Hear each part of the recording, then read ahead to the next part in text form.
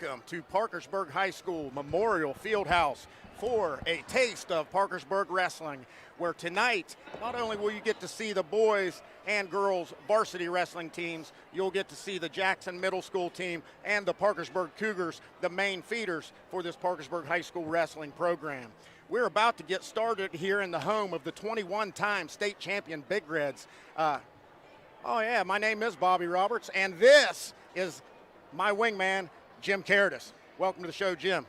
Great. It's great. Great being on with you, Bobby. So tell me what's getting ready to go down right here. It's senior night, so we're going to recognize some seniors here for Parkersburg High School. Yeah, between the boys and the girls, we have 8 seniors this year. 8 seniors. 8 seniors. Well, that's a good problem, but that's also a bad problem. Yes. So, but the great thing is next year we only have 1 senior unless we have some new wrestlers come out. So and PHS only has 1 next year.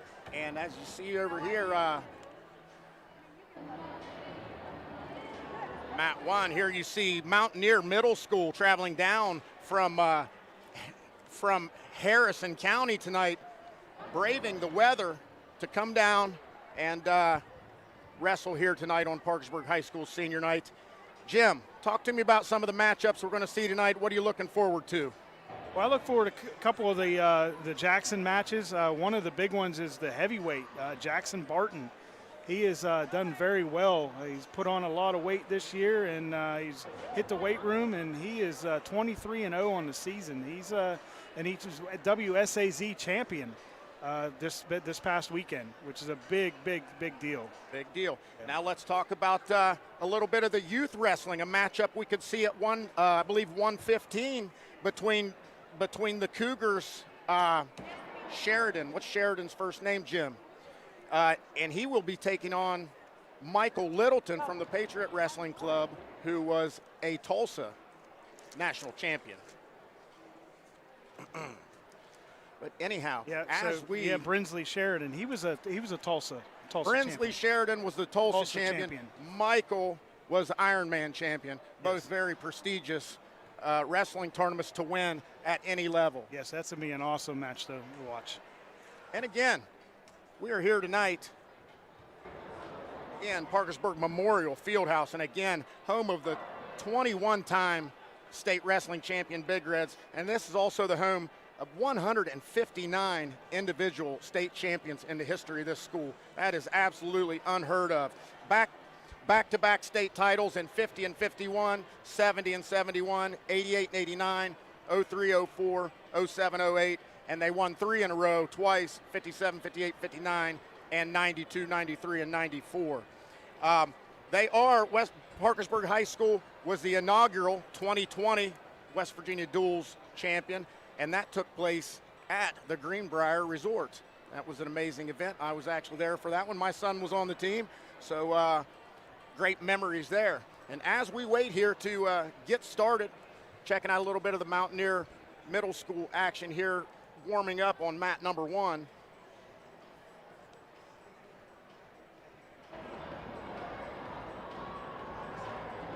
And again, little to talk about here until we get these senior night activities going. They said 5:30. They are definitely running behind. And who am I to complain? I'm on the air, CAS 45. And here's the legend, Billy Cottrell. So Jim, tell me a little bit about the Big Red season to this point. You've got 2 boys on the team. Tell me how we're looking. I believe the last time I checked the rankings, Parkersburg was maybe 3rd, but between then and now, they've had a victory over Woodrow Wilson, so that could potentially. Well, we haven't wrestled Woodrow Wilson head to head. We will see them at the Duels Championships on Saturday. Okay. So we'll get a taste of Woodrow Wilson on Saturday. Right now, Big Reds are ranked currently 3rd. You got University, Woodrow Wilson, and then the Big Reds ranked 3rd. They took a loss to University, I think by 11 points here a week or so ago. And I did recently check the brackets for that dual tournament, and it appears crosstown rival Parkersburg South made the field. Yes, they did. Yes, the regional, Parkersburg took first and Parkersburg South took second. So they have made the championship field. They will probably end up facing University. All right. Well, it appears the mat is being cleared. The PA announcer has taken the mic.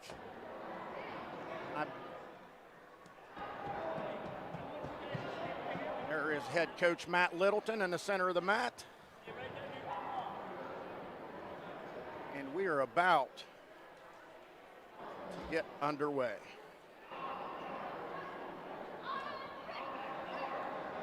Parkersburg High School photographer Brian Cox.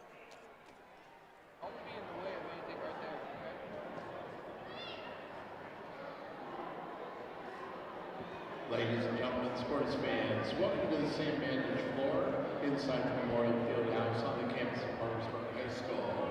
Please join me as we welcome wrestlers this evening. Middle school, we have Jackson and Mountaineer. Girls from Ripley, George Washington, Parkersburg High School, and boys from Parkersburg and GW. Now, before we begin this evening, would everyone please stand as we honor America with the playing of our national anthem.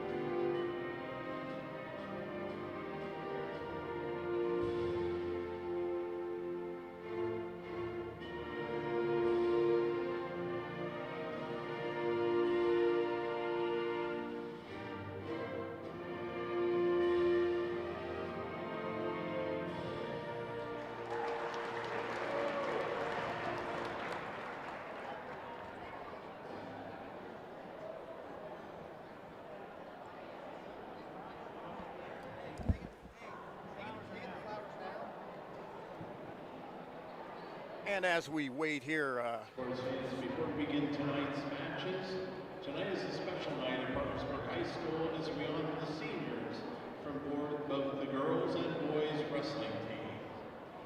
Now at this time we'll begin. Our first senior is Akeem Bivens, being escorted by Tara Cheeseman and Danny Bivens. He's a 4-year member of the wrestling team and a returning state qualifier. Akeem also participates in the T Club. His favorite memory is clinching the 2023 Woodrow Wilson match. His future plans after high school are to join the Marines. That's Akeem Bivens.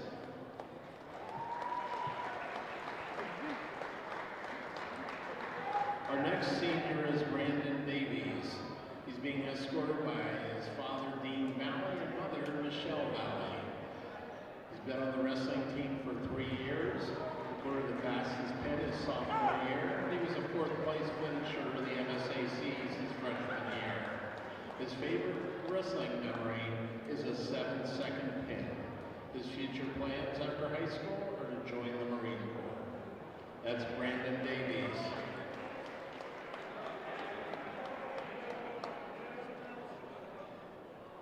Next is Gabriel Davies, being escorted by Dean and Michelle Valley. He's been a member of the wrestling team for 4 years. His best accomplishment is being a top 10 qualifier in weight class and making his parents happy. His favorite wrestling memory is wrestling with his brother and sister in elementary school, 1st through 5th grade. His future plans are to be a welder and work on the pipeline. That's Gabriel Davies. Our next senior is Siler Marks, being escorted by Jason, Heather, and Jackson Marks. He's a 4-year starter for the Big Reds, and his other activities include Parkersburg High School a cappella choir and the ACDA choir group. His favorite memory is experiencing Red Flag Day for the very first time. His future plan after high school is to pursue a career in music. That's Siler Marks.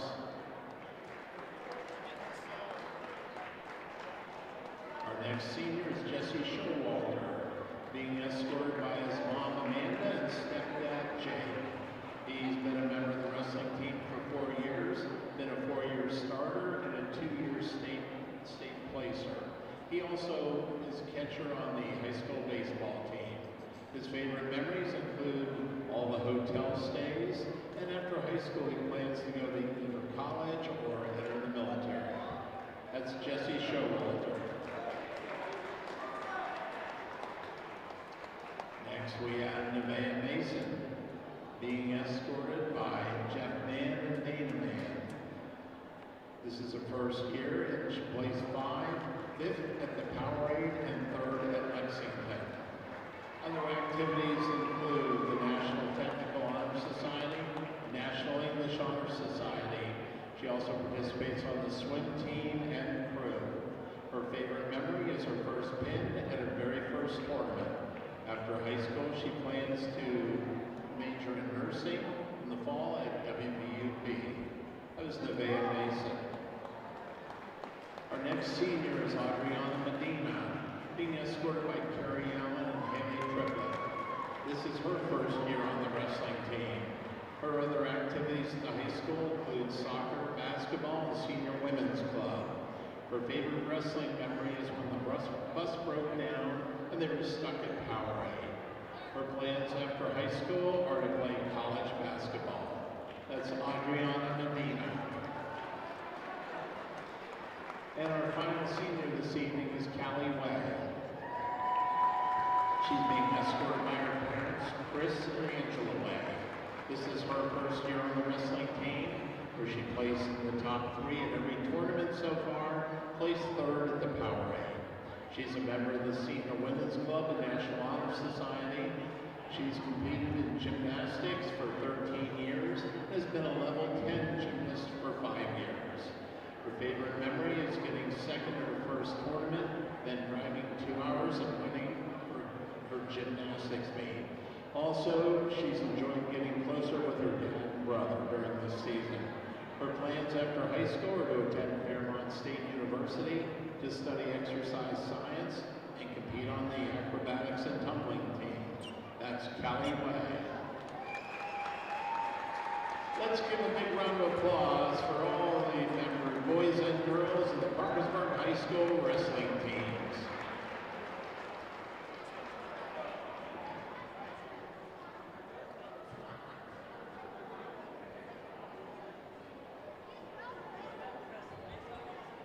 All right, we are back. Macho Bob over here with Jim Caritas. The action is about to get started.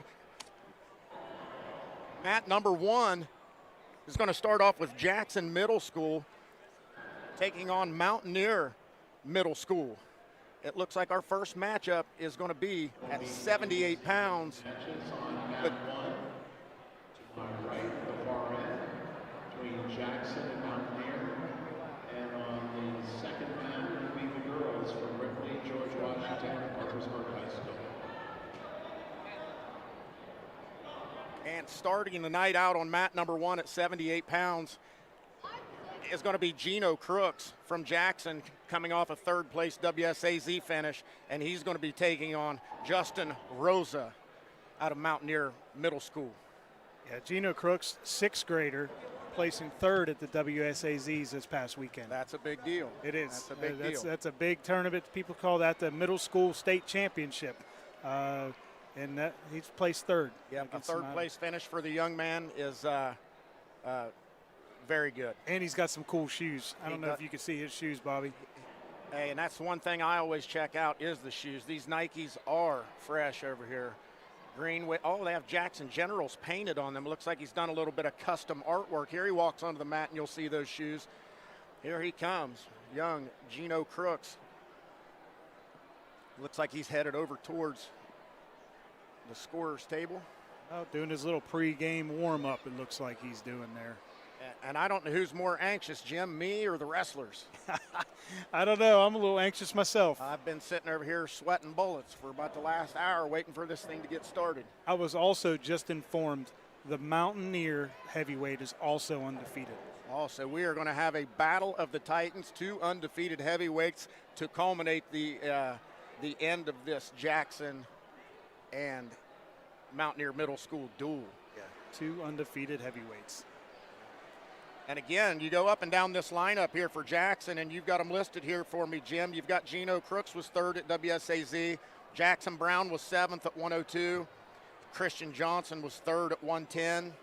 Tyreek Glover, one of those Glover boys, was 3rd at 155. 4th place finish for Dalton Early at 215. And, of course, the big heavyweight, Jackson Barton, the WSAZ champ. And I see these weight classes, 215, heavyweight 190. I think I weighed 65 pounds in the 8th grade. You know, it's good. We've got some big boys coming up. Parkersburg's got some big boys coming up because that's who graduated this year. Yep. And PHS is heavyweight. They're 215 and they're 190. So. And of course, the youth at Parkersburg High School is their strength with Stephen Myers, Dom Way, Caden McDonald, of course, your 2 sons. They are just loaded in the lower weights with 9th and 10th graders. So the future looks bright if they can come in and develop some bigger kids. Yeah, as of right now, 1 senior for next year, CJ Caritas, my son. He'll be the only senior next year. That is a good problem. Yes. All right, it looks like we're about to start here on mat number 1. This is going to be a forfeit for Landry Tennant. Weight class 70 pounds. And now here we go with the 78-pounders.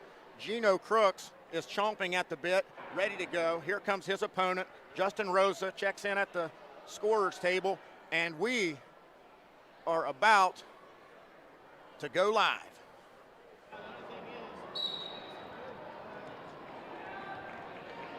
No feeling out process for here for Mr. Crooks. Little head and arm throw.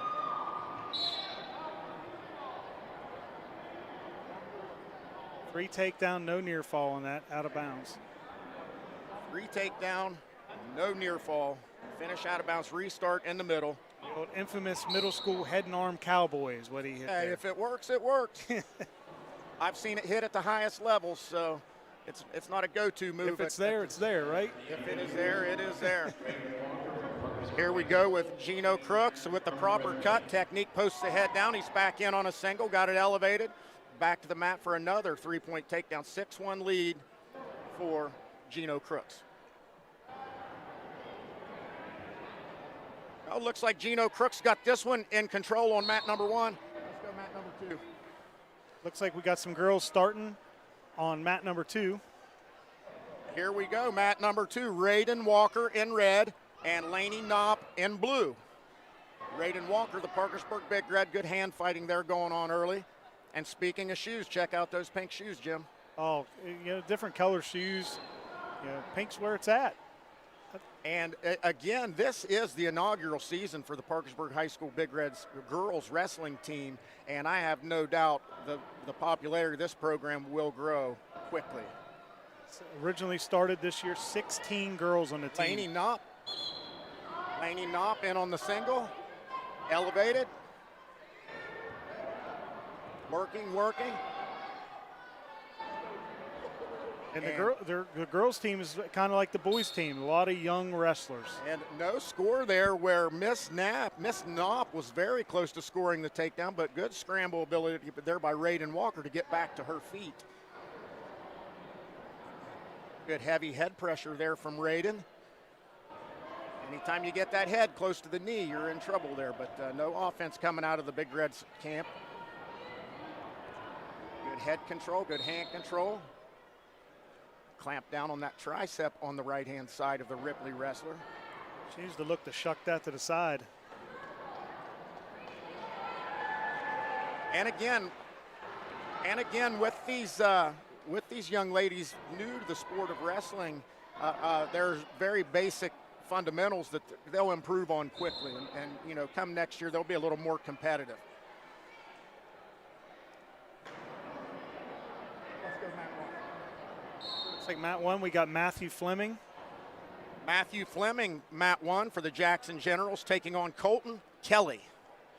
Matthew Fleming's dad, Dave Fleming, former Parkersburg High School state champion and current coach for Jackson Middle. And there goes Matthew Fleming with a three-point takedown quickly. Looks like he's working for a fall.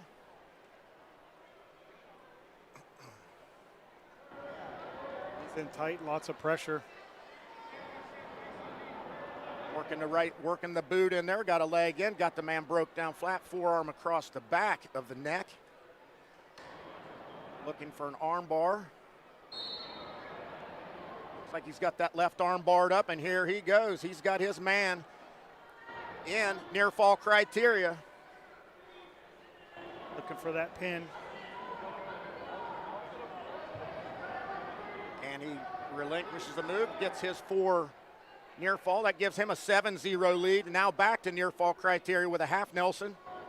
It's not a deep half Nelson, and 3 more near fall swipes. I apologize, 4. Looks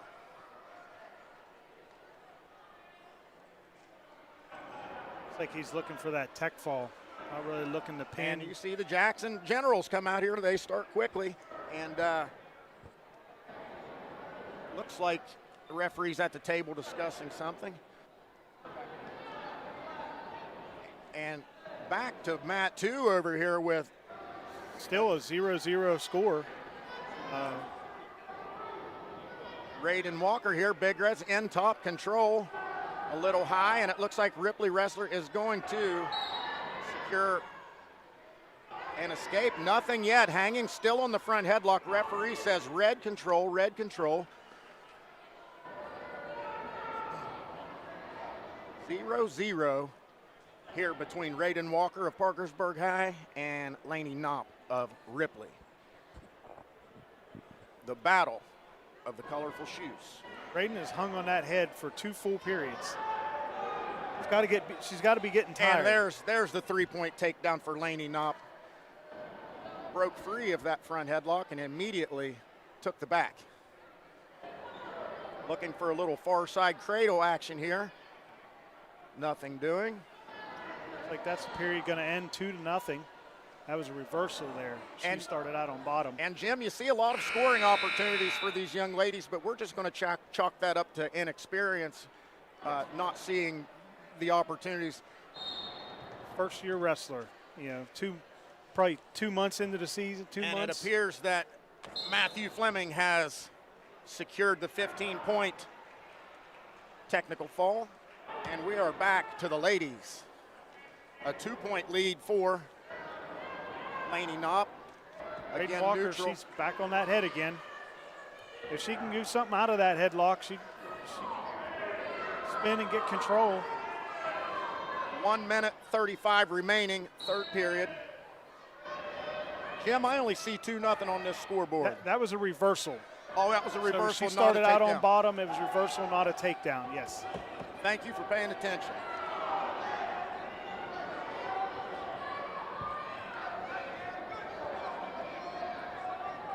Still neutral. Our referee there, Shrew Anthony, refereeing these girls, and I'm sure he's going to do the Cougars and the PWC matches here in a little while. He's been at it for a long time.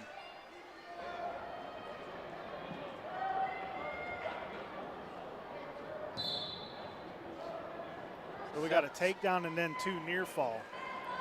Score is now 7-0. For Laney Knopp out of Ripley.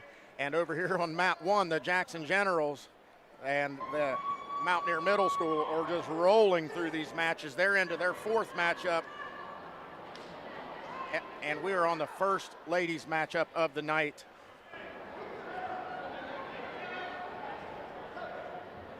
A 7-1 lead for Laney Knopp. 20 seconds remaining, barring something Oh, and there she goes. The big red wrestler scores a takedown, 7-4. But only Time 12 for a turn, seconds. but it's going to be too little, too late, and that's going to be a victory for.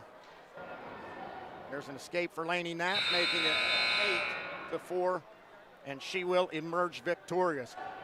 We got Jackson Brown has a Mountaineer on his back. I didn't catch the name of him yet. Just as we flipped back over to Mat 1, Jackson Brown throws his opponent, Aiden Lane. Aiden Lane out of Mountaineer Middle School.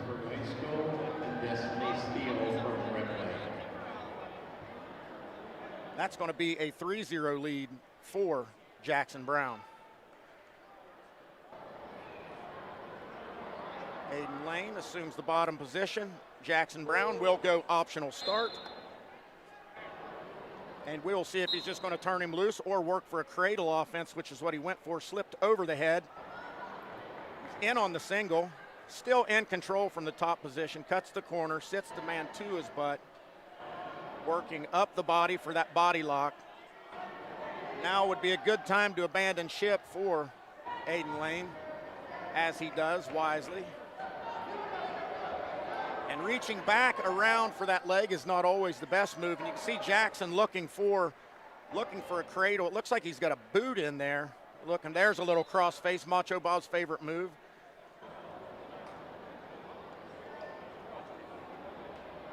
(7-0) lead, Jackson Brown. Let's go to Mat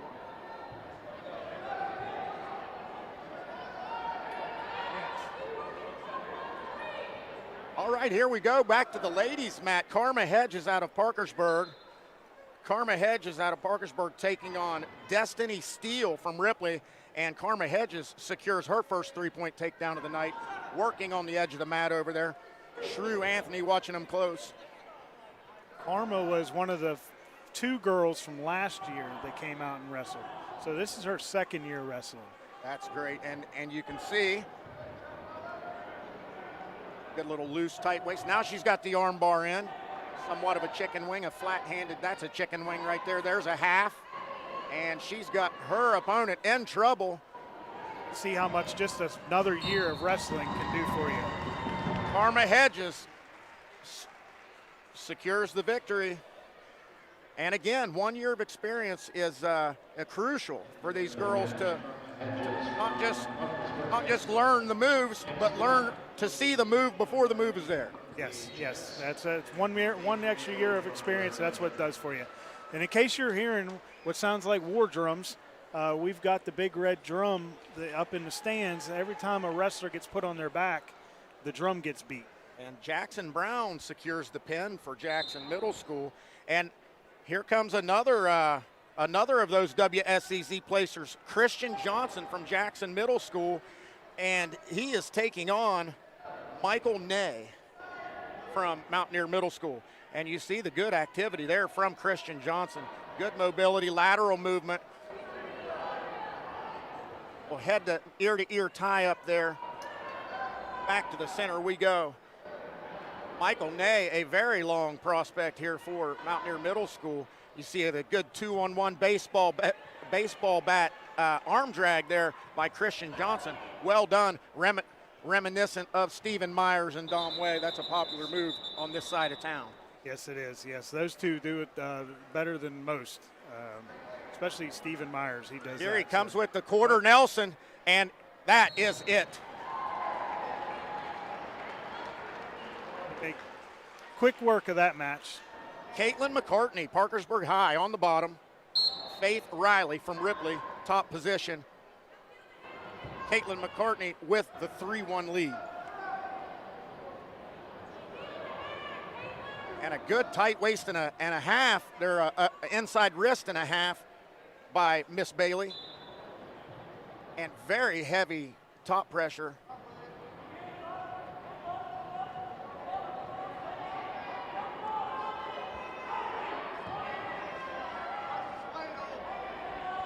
And again, relentless.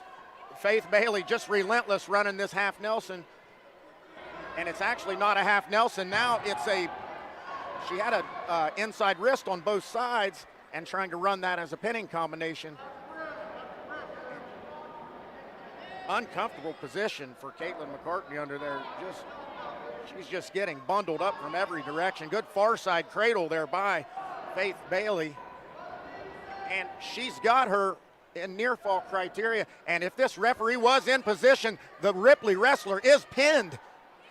And she rolls out of it before Shrew Anthony can get around to see the position. That could have well been a defensive pin for Caitlin McCartney. It was really close. Looked like it from here. That it definitely looked like it from here.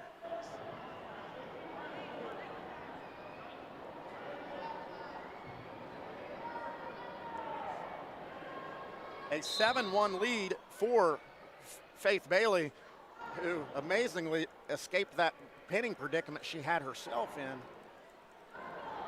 See if we can get some offense here out of the Big Red's corner. Trying to get that hand control, inside ties. Jim, is Ripley the home team on this scoreboard? Must be, that's how they're scoring. Yes, yeah, it sure looks like that. Not sure why that's done that way, but yes, it looks like that Ripley is the home team.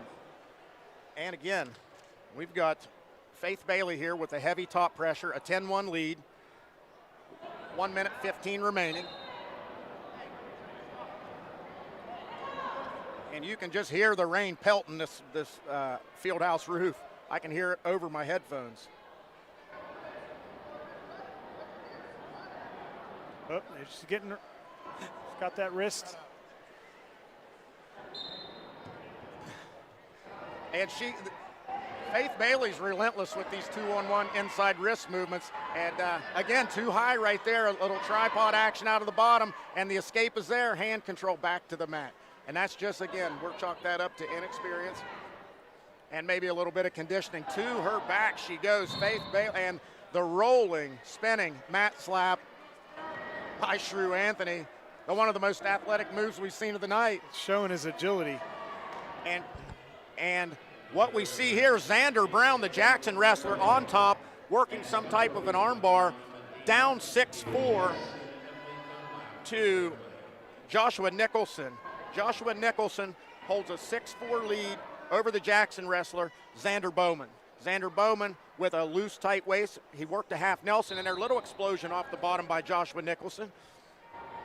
Broke down flat again by Xander Bowman. Head in the armpit, looking for a little arm lever action. Looks like Xander's given up a little bit of weight. I believe Xander wrestled the 102-pound class. I do see a little size discrepancy here, but he's in a good position here. Referee's going to restart them on the boundary and set them back to the center.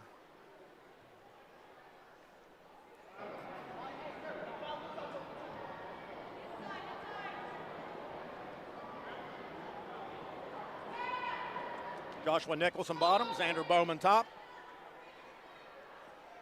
Keeping that wrist control, trying to flatten him out.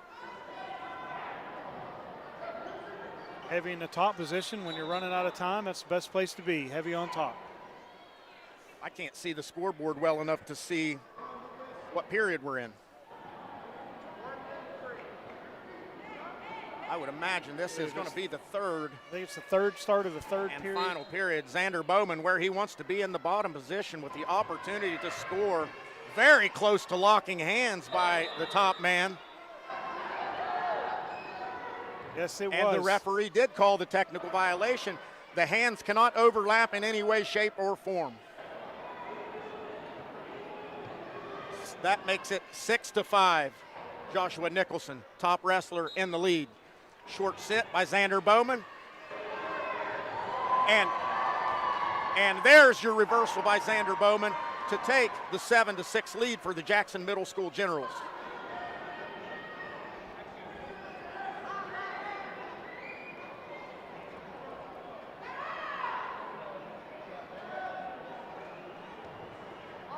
Jim Caritas to the rescue, or rescues our camera shot there.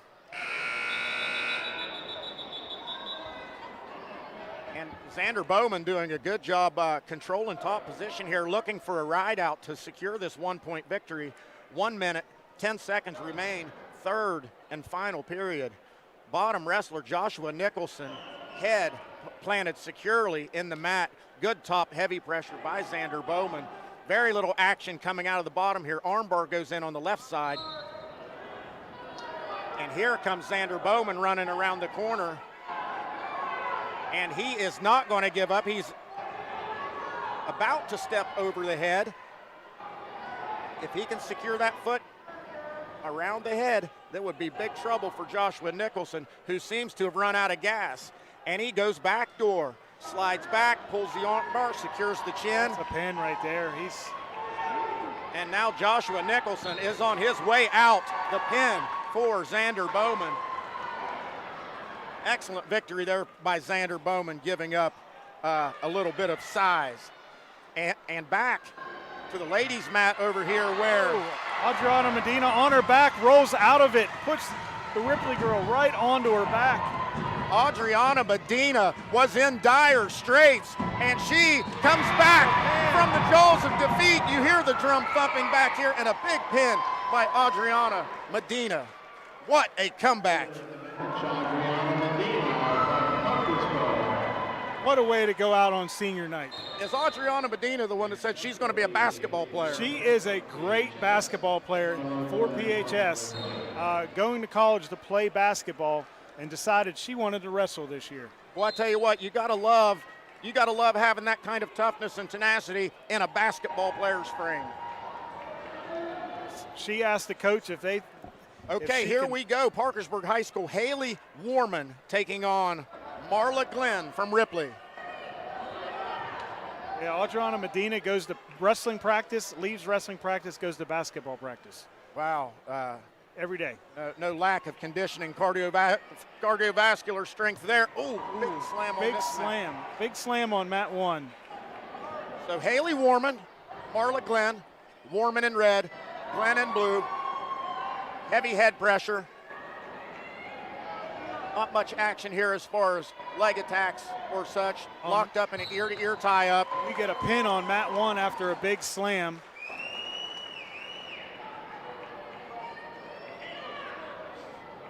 I believe that was Brady Miller getting the big slam and a pin coming off of mat one. That was Brady Miller over Peyton Mahler. That's a good name for a wrestler, Mahler. Mahler, yes.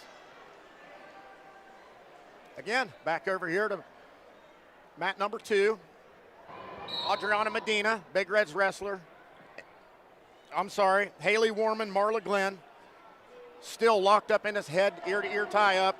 And you see the referee, Shrew Anthony, being a little more lenient with the stalling calls and warnings over here. And now Ripley wrestler in on a double leg takedown, but a good sprawl by Haley Warman. A good sprawl. Now we're seeing some for three. Gets her go behind. There's a 3-point go behind by Haley Warman.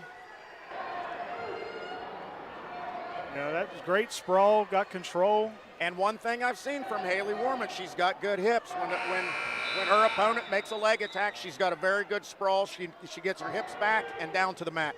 Yes, and didn't waste any time putting in the half and getting her rolled, but ran out of time before a near fall was awarded.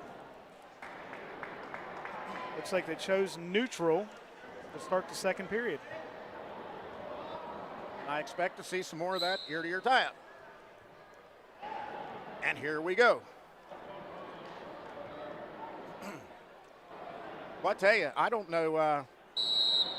I'd probably use some hair pulling tactics in there in that ear-to-ear tie-up. Referee can't see what's going on in there, so.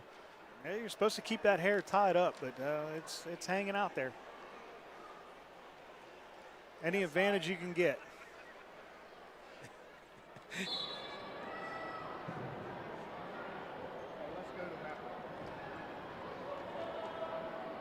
Over on mat one, we got Andrew Cadle. Andrew Cadle taking on Corbin Chevront.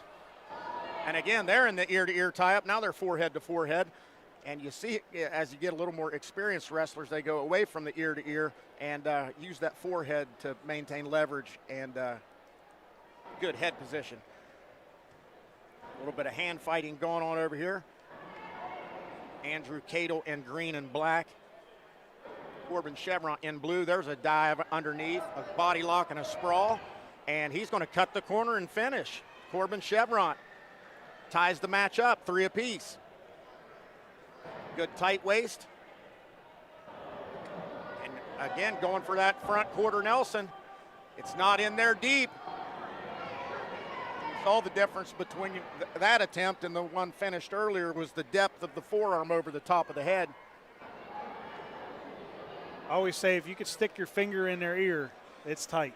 There you go. Andrew Cadle's pace has slowed here a little bit with the top pressure of Corbin Chevron. Now he's to his feet, and we're out of bounds, and we will restart in the middle.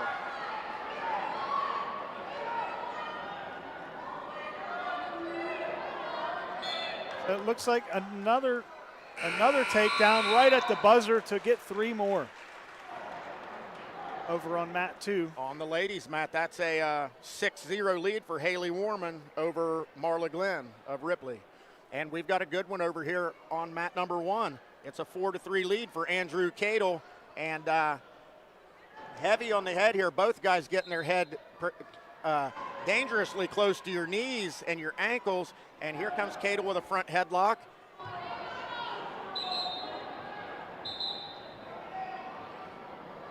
Nothing so far. Just hanging out on that front headlock. Tried to look for a little pancake action, nothing doing. It's going to be 4-3 Cadle as we go to the third. Cadle is going down. He's going to start in the down position. Give himself a scoring opportunity, Jim. A little caution there. He come down a little hard. That's a caution on Corbin Chevron. Tight waist, near arm chop. Tripod action for Cadle. Hand control, he's nearly out. And you can hear that drum on mat 2. We've got near fall criteria and a pin. Haley Warman with the pin for the Parkersburg Big Reds. And now, Next up, it'll be Kelly Way from PHS and Julianne. and here we go, mat number 2, the hometown favorite. She is a first-year wrestler. But she has grown up around the sport. Her father, Chris Way, state champion, athletic director. Her brother, Dom Way, great wrestler. Here she goes, Callie Way, taking on Juliana Bose of George Washington. I was going to say first-year wrestler, but her last name's Way. And that weighs a lot. She is, I believe, committed to Fairmont State for gymnastics. And, you know, when we were doing Peewee wrestling, they used to send us to Glendale Gym and do gymnastics. So I'd say there's a direct correlation between the athleticism of both activities. And Callie Way has her opponent in near fall criteria. That's going to be a 7-0 lead for the Big Red wrestler. And heavy on top. It's all that strength from being a gymnast. It's just, she's so strong. We've seen her throw her brother around. Andrew Cadle with the 4-3 lead. Looks like 37 seconds left on the clock. Okay, now we've got a change in the score. Cadle scored a reversal, and Cadle scored near fall. That gives him a 10-3 lead.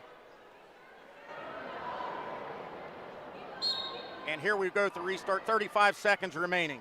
We got more on the back, near fall, and on mat 2, and a pin for Callie Way. And Callie Way took charge early. She finished strong. She secures the 6-point pin for the Parkersburg Big Reds, and smiles, as always, from Miss Callie Way. And here we go with Corbin Chevron had the front headlock and an underhook.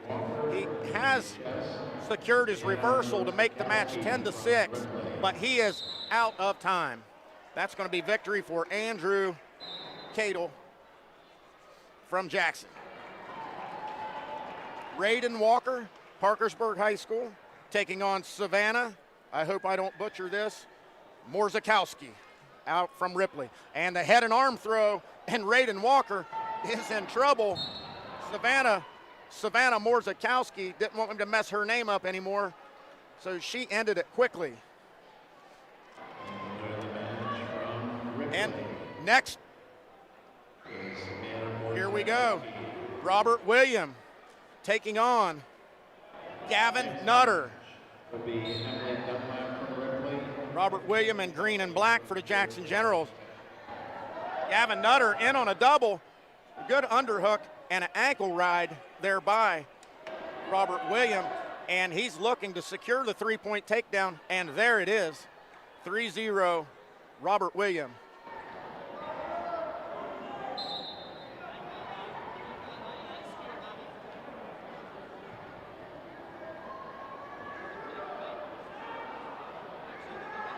Looking for some type of spladle cradle without the head. That didn't work out well. Looks like he was looking for that spladle, but he was missing half the move. It was a half spladle, half cradle, but he was missing the head and the other legs. There was lots of good ideas, not excellent execution. And there's nice. Gavin Nutter with an escape, and then another three-point takedown for Robert William for the 6-1 lead.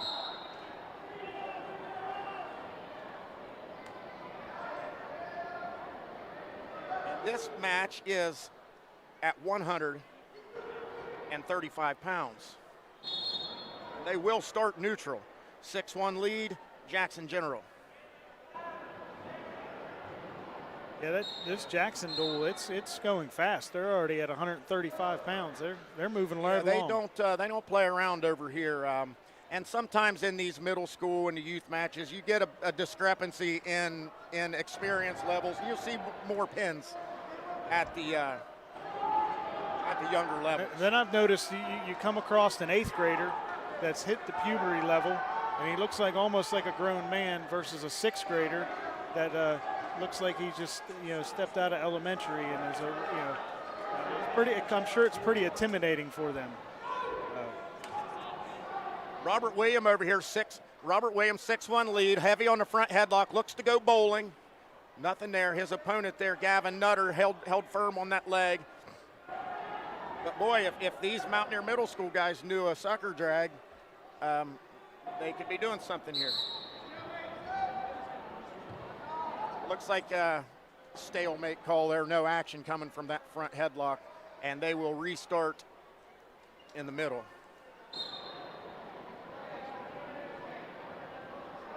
And the pace has slowed here significantly as there's a little bit of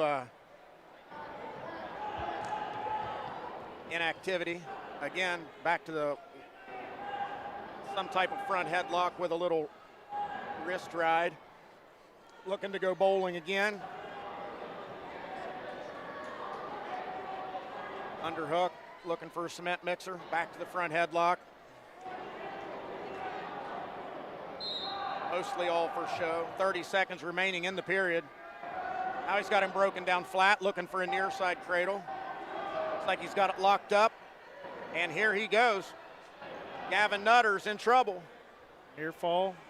Referee's got us shielded off from seeing the situation here, but there it is. He's got the 4 count and the pin.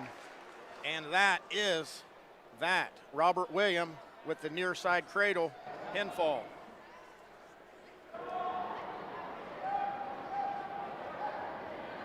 And this is over here Emily Dunlap from Ripley, Kenley Buckley from George Washington, and it looks like 9-2 for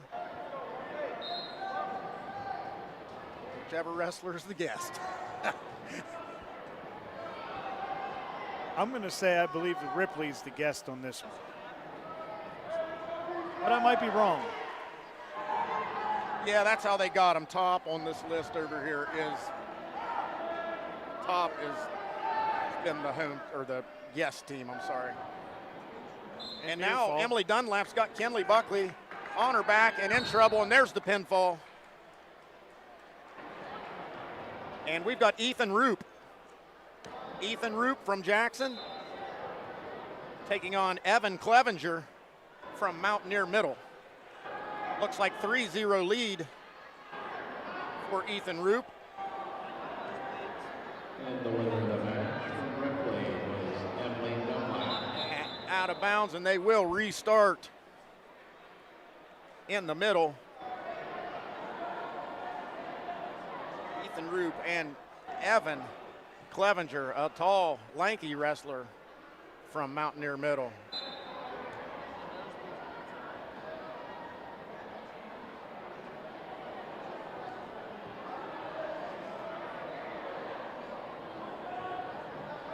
Ethan Roop, top man, time. And 1 point escape at the buzzer by Evan Clevenger to make it 3-2 as we go to the next period. We will start neutral. Ethan Roop in green, Evan Clevenger in blue. Bit of hand fighting here from distance.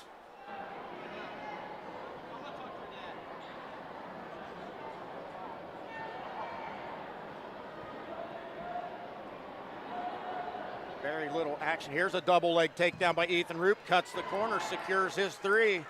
6-2. Just as I say, there's no action. The action ratchets up.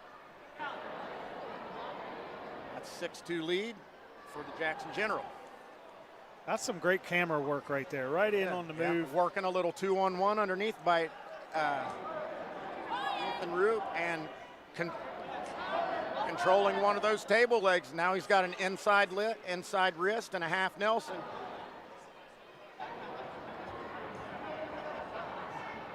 It would certainly benefit him to reach up with his left hand and just pull that half Nelson off. But he was doing the right thing looking. He was doing the right thing looking away from the half Nelson. You want to look away from the half Nelson and peel off with the opposite hand. PHS and Marlo Glenn from Ripley.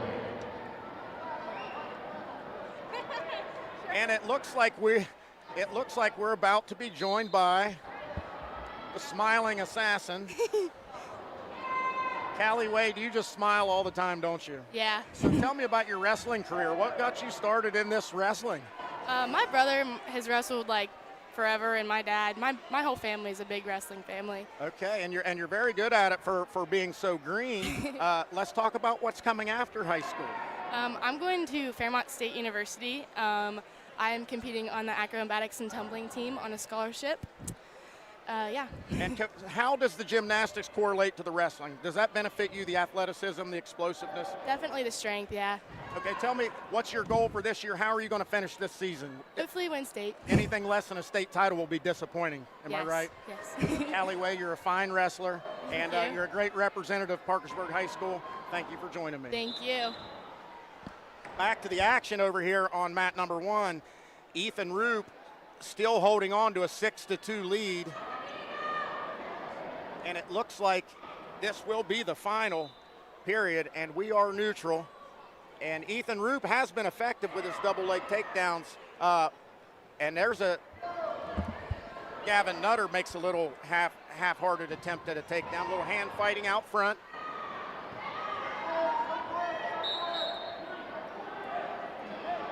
Stalling on the green wrestler, stalling on Ethan Roop. 6-2, 1 minute, 43 seconds left, third period.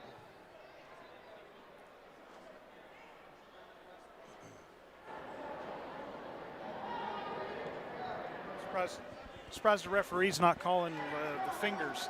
Look like they're grabbing a hold of those fingers there in the hand fighting.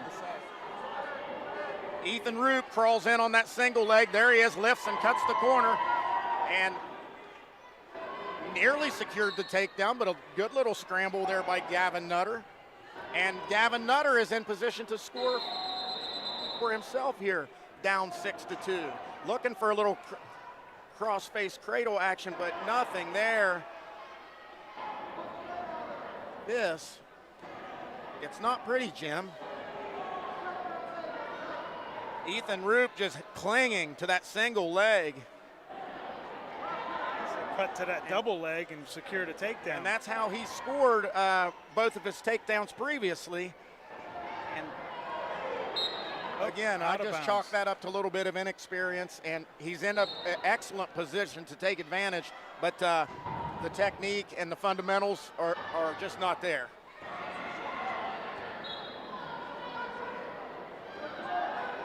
6-2, 30 seconds left. Someone's going to have to create some action here. Ethan Roop has been warned for stalling previously, so Mountaineer middle wrestler could really push the pressure, get himself a stalling point, and then a takedown could tie the match. There he's in on a single. Now it switches to a double. He penetrates, bundles, and a good sprawl by Ethan Roop, and he secures his three-point takedown, and that's going to do it. As the final 5 seconds tick off, that's going to be a 9-2 victory for Ethan Roop. Over here on mat 2, Adriana Medina, as the period ends, was getting some near falls. She's up 9-2 at the start of the second period. And this is Adriana Medina taking on Marla Glenn. They're running some of the girls in wrestling. Yes, we have seen Adriana Medina earlier, and we also saw Marla Glenn earlier. And Miss Medina showing off her athleticism as she turns Marla Glenn to her back. You hear that drum thumping, and there it is.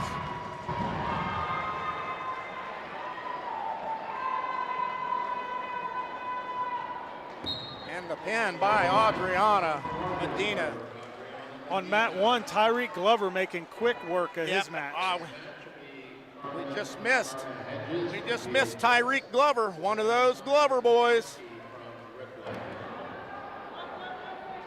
And now we will have, and Tyreek Glover, an excellent young 8th grader, he'll be a contributor to this Big Reds program next year. He's coming off a 3rd place at the WSAZ himself. Here we have Tucker Rice from Jackson and Colton Jackson from Mountaineer Middle. See if I messed that one up. Tucker Rice, green and black. Colton Jackson, Mountaineer Middle.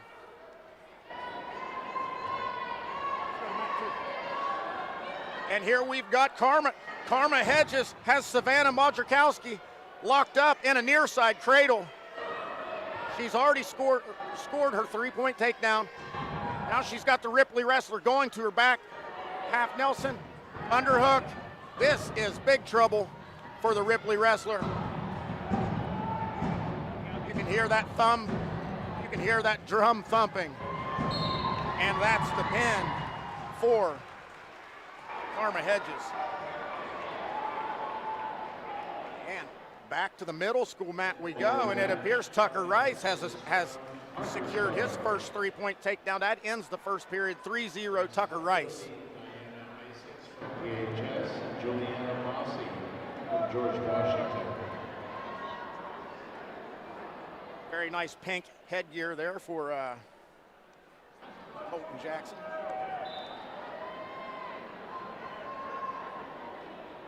Tucker Rice with a 2-on-1 hand control, got an underhook on the right-hand side. Mountaineer middle wrestler pulling heavy down on the head. And Tucker Rice rebuts with his own. Takes control of that 2-on-1.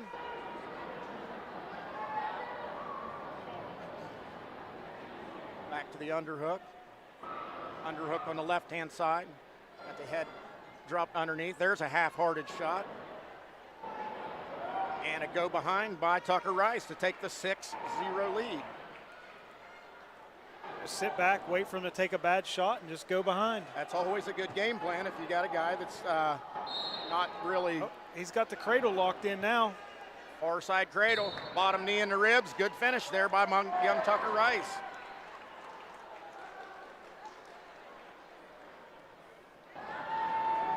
And this is Diana Isaacs from Parkersburg taking on Juliana Bose out of GW. And Juliana Bose secures her first takedown of the night. Diana Isaacs there underneath fighting for hand control. That's the #1 rule of wrestling off the bottom. Maybe the #2 rule behind back pressure, hand control. If you've got those two things, you've got a chance. Juliana Bose with a 3-0 lead, looking for a far side cradle there. Off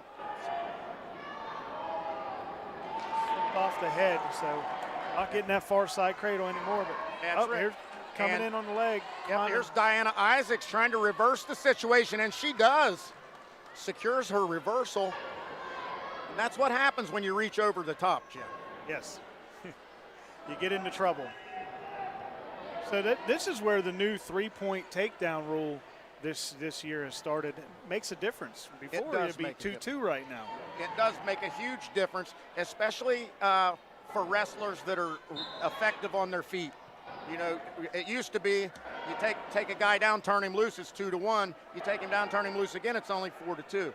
If you do that now, it's 6-2, and you've built a substantial lead. Yes, yeah, we've seen a lot more. I have seen a lot more tech falls this year than most right. years. And it does it inspires action on the feet. Yes. And I think that's what they were going for with the rule change. And same thing with the near fall. You're being rewarded for turning your, you know. Oh yeah, you can go down 7-0, or you can go up 7-0 right off the rip. All right, back to the middle school match over here at 190. Devin Quito, is that how you say that? Devin Quito, yes. Devin Quito taking on Jaden Payne. Boy, this Mountaineer Middle has some good wrestling names. Mauler, Payne. They got some good ones. I will tell you this Devin Quito has wrestled out of his weight class for all 3 seasons with Jackson. And he goes out there, the kid has more heart than I've ever known anybody to have. And he's up 9-2.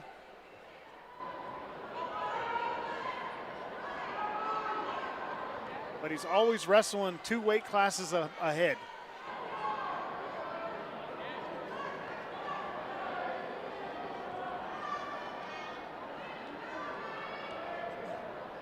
And Quito top. And there's an escape for Jaden Payne. And a technical violation for locking hands. He gave him, so that would be 2 points for Jaden Payne, and that makes it 9-4 Devin Quito.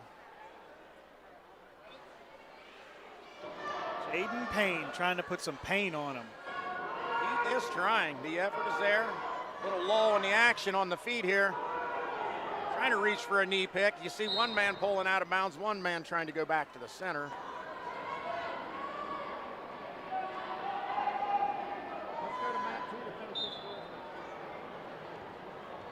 Diana Isaacs here, down 5-2 to Juliana Bose of George Washington, but the tides have turned, where it looks like a little gas tank discrepancy for Juliana Bose, and now she is in trouble, and there's the pin for Diana Isaacs, and Shrew Anthony nearly slapped her right in the top of the head.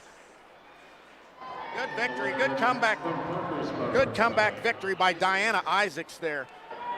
Back to Devin Quito and Jaden Payne.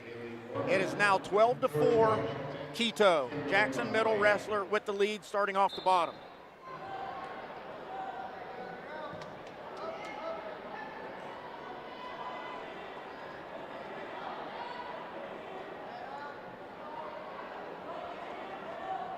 Not much of a sense of urgency there for Mr. Quito off the bottom, but with a 12-4 lead, no sense in doing something silly and getting yourself into.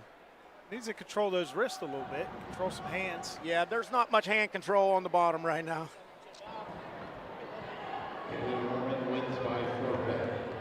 Back to his base. He's got a little bit of back pressure, building back to his base. He is attempting to reach in there and get a little bit of hand control, but I think he's pretty content just watching that clock tick, tick, tick away. Watching it tick with his 12-4 lead.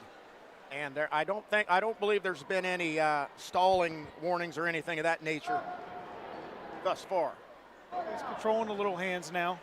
Yep. And now, when the Mountaineer Middle wrestler gets out to the side, would be a good time for Mr. Quito to come to his feet.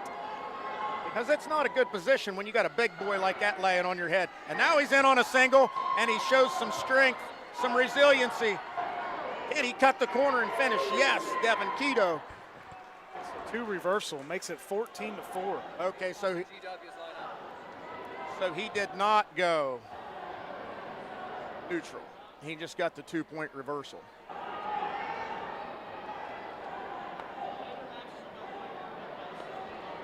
And inside the final 20 seconds, Devin Keto on the top. A little reversal attempt there by Jaden Payne. Payne in on a single. Green wrestler Devin Keto still with top control. See the referee point there with the green wristband, top band control. There's the 2-point reversal, and that makes it 15-6. And Jaden Payne has Devin Keto out, and that too little, too late. That's going to be a victory for Devin Keto. The action on mat 2 is over. The girls' matches are complete. So we will finish it out here in the middle school ranks. Up next at 2:15, Dalton Early coming off a 4th place finish at the WSAZ. And he's going to take on, looks like, Landon Heater. Dalton Early, just a second year. This is his second year wrestling. And I'll tell you what, I bet he's getting recruited by some football coaches too. That's a good-looking 8th grader right there. Yes, he's a big boy. Be good for PHS's line. Right, 100%. Good and good for these good for this wrestling program as well to get some big boys in here again. Yep, we got Dalton Early, and looks like he's in the near fall and gets a pin. And here it is, the battle of the undefeateds coming up. This is the one that Jim Caritas circled early, and he said this is going to be a good one. This is the battle of the Titans. 2 undefeated heavyweights, Jackson Barton from Jackson and Isaac Elliott from Mountaineer Middle. And this is a match here where you may see a big head and arm throw. Jackson Barton's got the style of full-blown, full head on. Here we go. Let's get it on. And I think this match here could come down to gas tank, Jim. This could come down to the gas tank. I can see the Mountaineer Middle wrestler there drawing some heavy breaths early.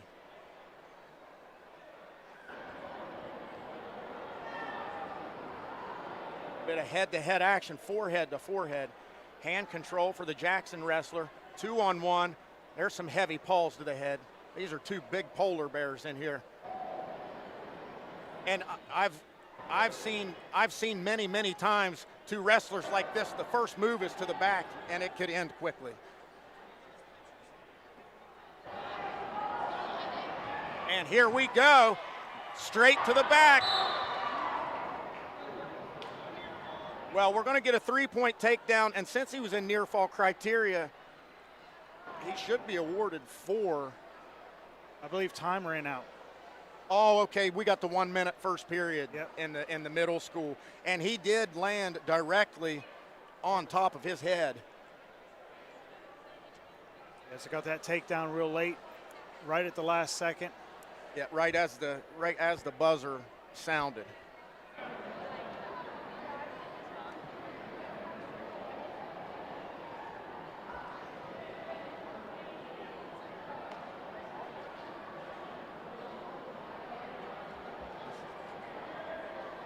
Good-looking crowd here tonight for the Taste of Parkersburg Wrestling Edition.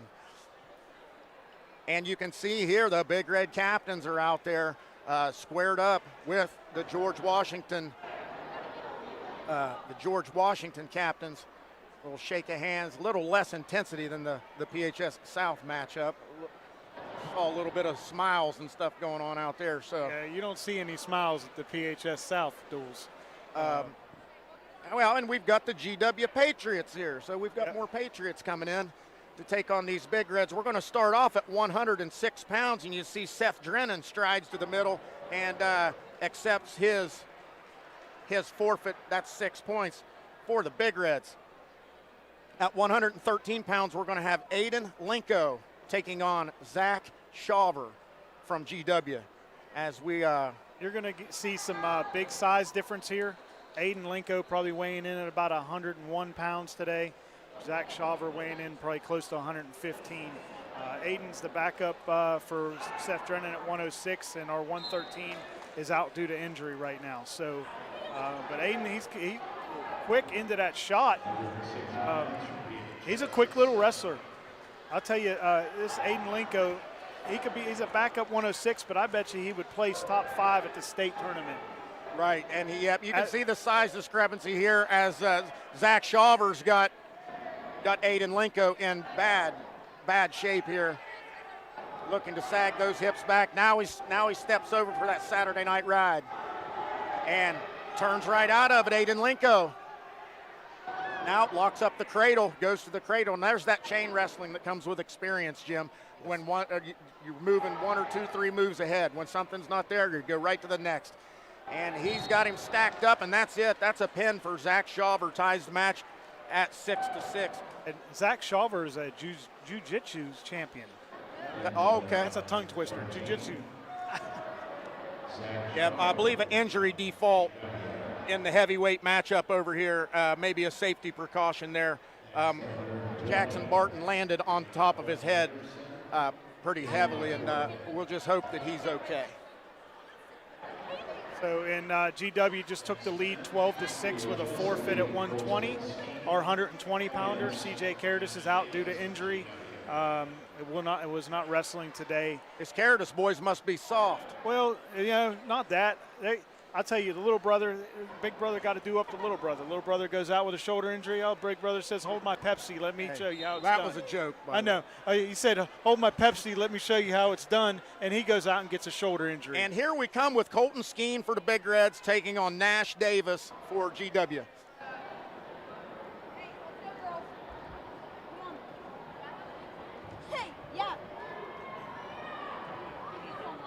Like a 3-point takedown there for Colton Skeen. Now quick to the near fall. Now he's got Nash Davis in near fall criteria. Looked like he tilted him back there with some type. He's got him in a near arm tilt.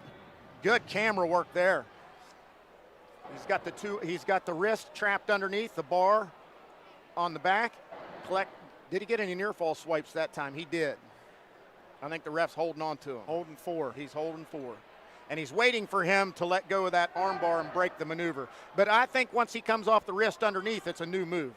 So, but the ref is still holding that 4, and now he's got the arm bar turned and slaps the mat with that 4, and that's a pin for Colton Skeen. Oh, man, and doggone it, looks like we're going to get Stephen Myers is going to get a forfeit at 32. He's my favorite to see out here. We're going to get to watch him walk on the mat and get his arm raised, which is not an uncommon sight, but it would be a little more exciting if we could get to see him do some wrestling. Yeah, he's exciting to watch. But it doesn't surprise me that they don't have anybody wrestling him today. They move people around the lineup. For PHS, Dominic Way. For GW, Eli Durr. So Dominic Way has wrestled Ben McComas the last 3 times we've wrestled this team, and it looks like Ben's not wrestling Dom today. They moved Ben McComas up. And here we go. Another of these hometown favorites here. Dominic Way taking on Eli Durr. Looks like he's going to secure 3 points there. Quickly putting a little cross face on him. Again, that's my favorite move. Now he's looking for a little near side cradle. Not there. He's going to turn him loose, go again on his feet. 3-1 lead, Dom Way. And you're going to see a couple of those. Dom Way, he's going to go up 12-3 on you before you know it with the takedowns and the let goes. And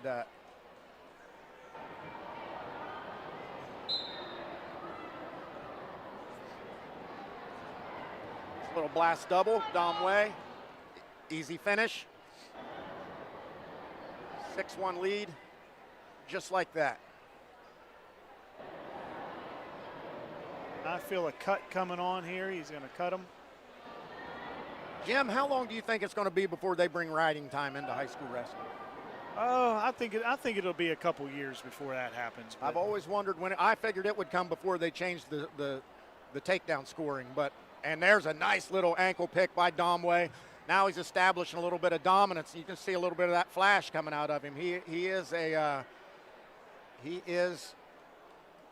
something. He is something. He is sometimes more than others. Phenomenal wrestler. He's been since he's been 3 years old. And he loves to put on a show. Yes, he does. And again, 9-2 lead. Looks for a little near side tilt, breakdown action there. Far side cradle is nearly locked up. Nope. Not quite there. The strength of the longer wrestler, Eli Durr, prevented that cradle. I believe this is who Stephen Myers wrestled last time. Big lift, and he actually put him down fairly softly. I thought that was going to go way worse for him, and still actively seeking that near side cradle. There's the far side cradle. It's locked up this time. And just too late. Too late.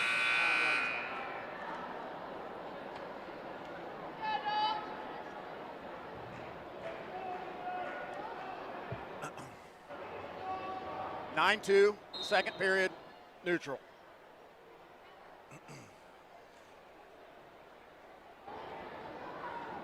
Little half-hearted high crotch attempt by Eli Durr. Nothing doing.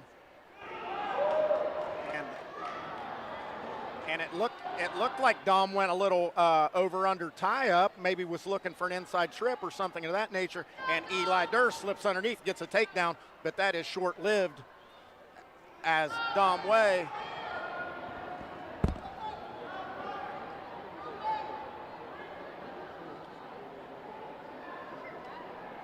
here is the Dom Way. He's been persistent going after these cradles. There's the near side cradle, and that's it.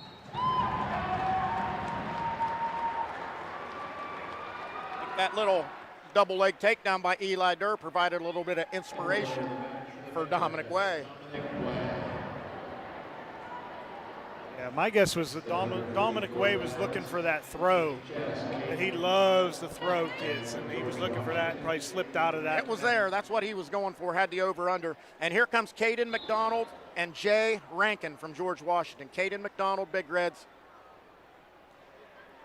He was looking for the near side cradle right out of the gate. And with the build like Caden McDonald, those long limbs, he should be a cradle machine, and there it is. And it's locked up. Far side cradle's locked up, roll through. Bottom knee in the rib cage. Hear the drum thumping here in the background. Releases the hold, back to the top, collects his 4. That's a 7-0 lead, and I would say there's more cradles coming. There's a little cross-face cradle. That one's not comfortable. I like to see the old school headgear. How long has it been since you've seen one of these old school Vision Quest headgear? Halo, yeah, the Halo headgear. Caden found that at the beginning of the year, and he said, I'm wearing this old school And there Halo he is. He's got headgear. the cradle locked up again, far side. And there's the pin. Caden McDonald with the pin.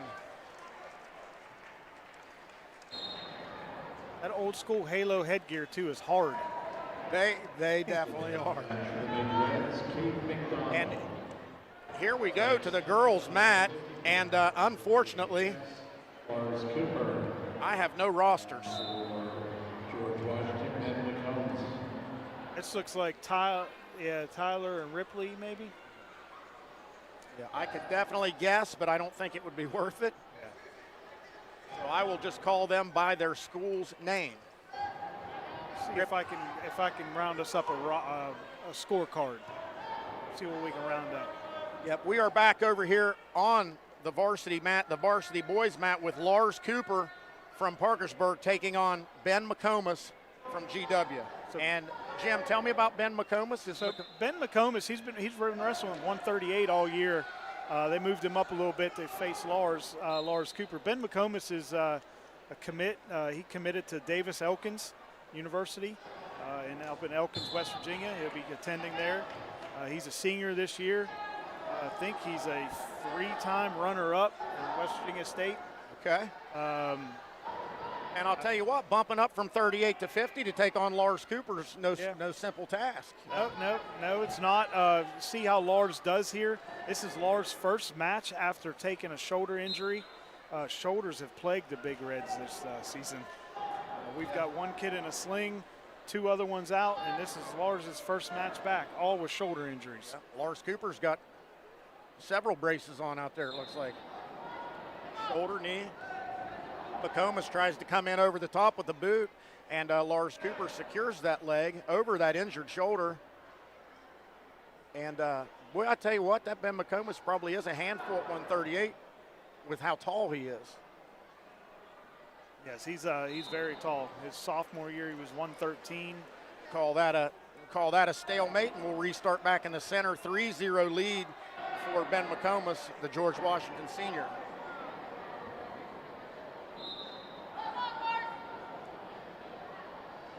Got him broke down flat there with a little tight waist near arm chop.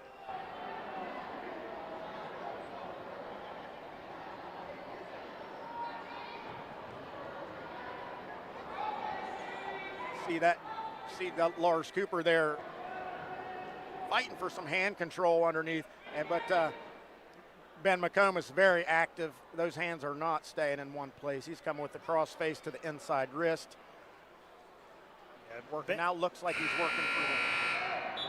Ben gets on top. It's hard to get away. He's real heavy on top, hand control constantly. He laces a leg. He rides very well. College wrestling is going to do him well because he's going to get that riding time that we were talking about. And Ben McComas will start from the bottom position. I had talked to Ben, and he had talked about, I had talked to him about why he chose Davis Elkins, and they had the major he wanted. He went, they had what he wanted to go to school for, and that's why he chose that school. Well, and I tell you, aside from the Division I level, there's not a lot of difference in D2, D3, NAIA. Very competitive, and where there is a definitive step from D2 to D1. D2 to NAIA, you're going to be competitive where you're at. You're going to wrestle a lot of the same competition. A lot of those schools wrestle interdivisionally. He chose there. I would say that he's going to be a 4-year starter there at college, and he's going to get a good education. And that's where I'd want to go if I was going to be a colleger. I'd want to go where I could start immediately and get as much experience as possible. But like you said, a lot of these guys, education takes precedence, and that's good to see. I bet he's smart. Most of those GW kids are smart. Yes. We'll try to get Ben on here after his match, and he gets his breath back. We'll try to get him over here. I'd like to talk to him. I'd like to ask him what he's going to major in.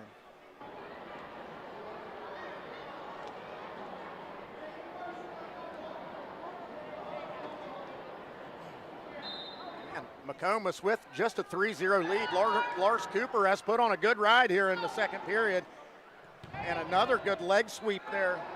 McComas has gotten to his feet a couple times, but Lars Cooper's done a good job of dropping down to that single and then returning him to the mat. Good top pressure here from Lars Cooper, maybe using a little bit of that weight advantage. I would say they're pretty close to the same weight. Lars, he weighs in usually about 144. He wrestles 144 or 150. Not sure exactly where he weighed in. 148.5 for Lars Cooper, 144.5 for Ben McComas. So 5 pounds, kind of negligible, but he's put on some weight since he hasn't been wrestling with that shoulder. Right.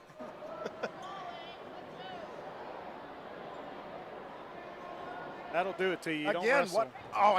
and just as I was getting ready to say, what a fine ride by Lars Cooper, he's gonna maybe give up a reversal.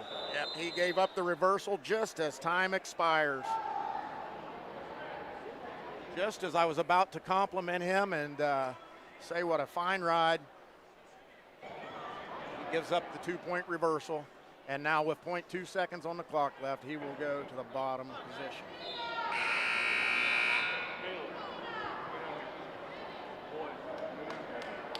And we are going to start neutral here in the third period. Lars Cooper down 5-0. Not out of this match by any stretch of the imagination. Both guys proving to be very effective on top. And let's see who can secure the takedown here in the third period and see if McComas can put this out of reach or see if Lars Cooper can stay in it. I don't like it. Lars holding his shoulder there a second ago at the start of this period. That's never a good sign, but you got to brace on for a reason.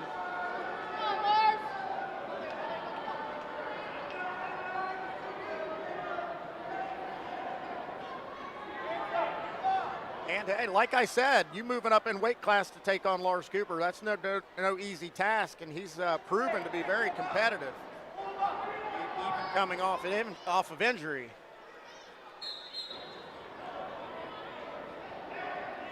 Got a stalemate.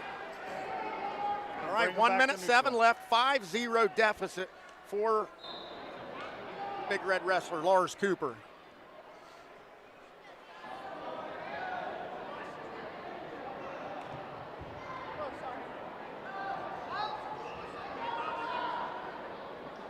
Little headgear grab there, but no harm, no foul. Referee didn't call it.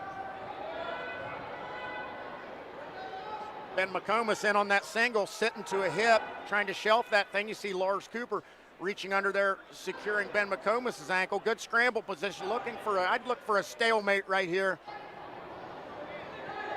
And Lars is looking to turn him.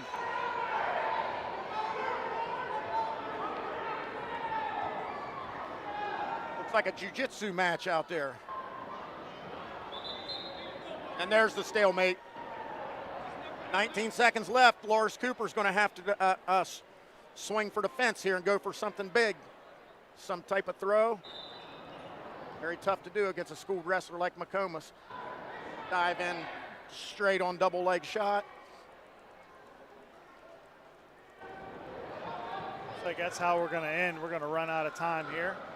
Oh, he tried. And he went for the flying squirrel or flying armbar, so I don't know what that was, but not going to work. That's going to be a good victory for Ben McComas. And again, a formidable effort there by Lars Cooper. Washington, Ben McComas at 150 pounds. Next at 157 for the Big Reds, it'll be Parker Woods, and for GW, Saxon Ellswick.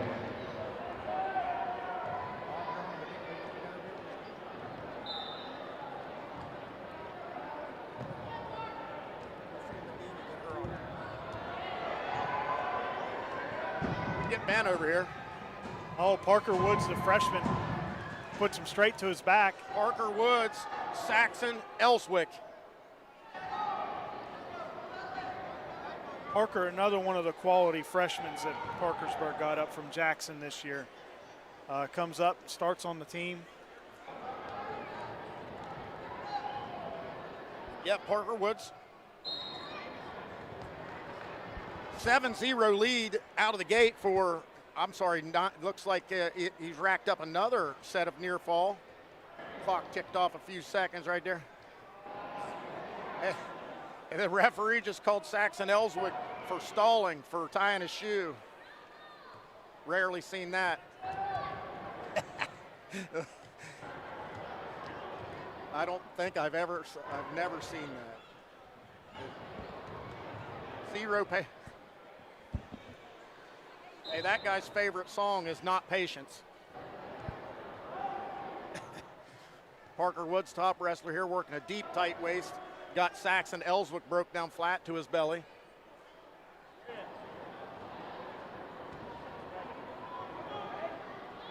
Jim, did you say this Parker Woods is a ninth grader? Ninth grade, freshman, came up from Jackson, one of our good freshmen coming up. Wow.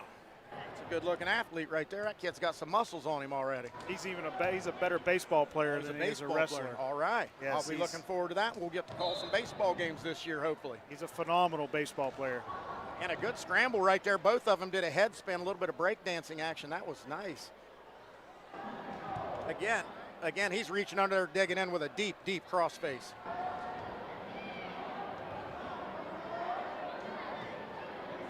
Now he's got the turkey bar pulled across the back there, looking for reach under there and get the chin, secure the underhook.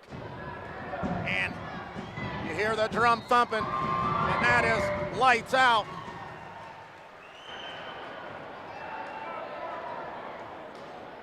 That's Parker Woods, secures the pinfall.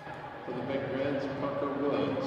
And next up at 165, we're going to have Jesse Showalter and Spencer Cook. And this is one of the guys that could help PHS pull the upset and win a state title. If this Jesse Showalter can somehow get himself to the finals, and or even a top 4 finish, would really help this school. Did he place last year, Jim? He did place last year, yes. He is he's a good wrestler. He's just in a tough weight class. 165. It's a loaded weight class. So that's where you get into start wrestling grown men. Yeah. Jesse's been wrestling for quite a few years. He's a team captain, and he does. Big, strong kid, very strong wrestler. And you see he was working that front headlock, ran around, hit a little gator roll. Now he's got his man in trouble. And excellent performance. Gets the pin on his last home match. Excellent performance by Jesse Showalter. For the match for the Big Reds, Jesse Showalter. Next at 175, it'll be Siler Marks for PHS and Noah Green from Georgia. And here comes the coach's son, Siler Marks, and he's going to take on Noah Green.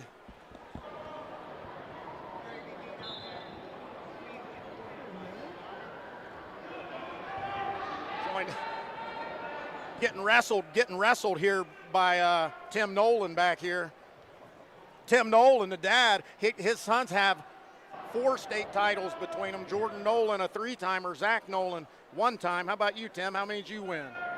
I won 1 for you. We'll add a 5th one. We'll add a 5th one. Back to the action on the mat. Siler Marks taking on Noah Green with a quick 3-point takedown. Short sit there by Noah Green.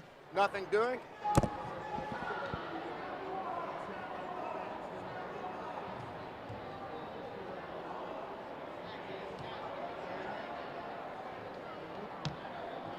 Siler Marks with some good top pressure, a good ride here. Not much action coming off the bottom. Noah Green has been to his feet once. He had a short sit once, but other than that, now you see the cross-face cradle coming in there. Technique-wise, should have posted the left hand there and then ran. Should have posted the left hand there and then ran the head around to it. Now he's got the bar locked up on the left-hand side, a half in with the right. Good top pressure there, and now back to parallel. He's got the arm bar in. It's hard to run this arm bar when the man's up on his knees. However, Parkersburg has proven to be very effective with the arm bars tonight. That's one of their go-to pinning maneuvers. There he is, out the back door, posts the head away. Now it's getting up there close to a chicken wing.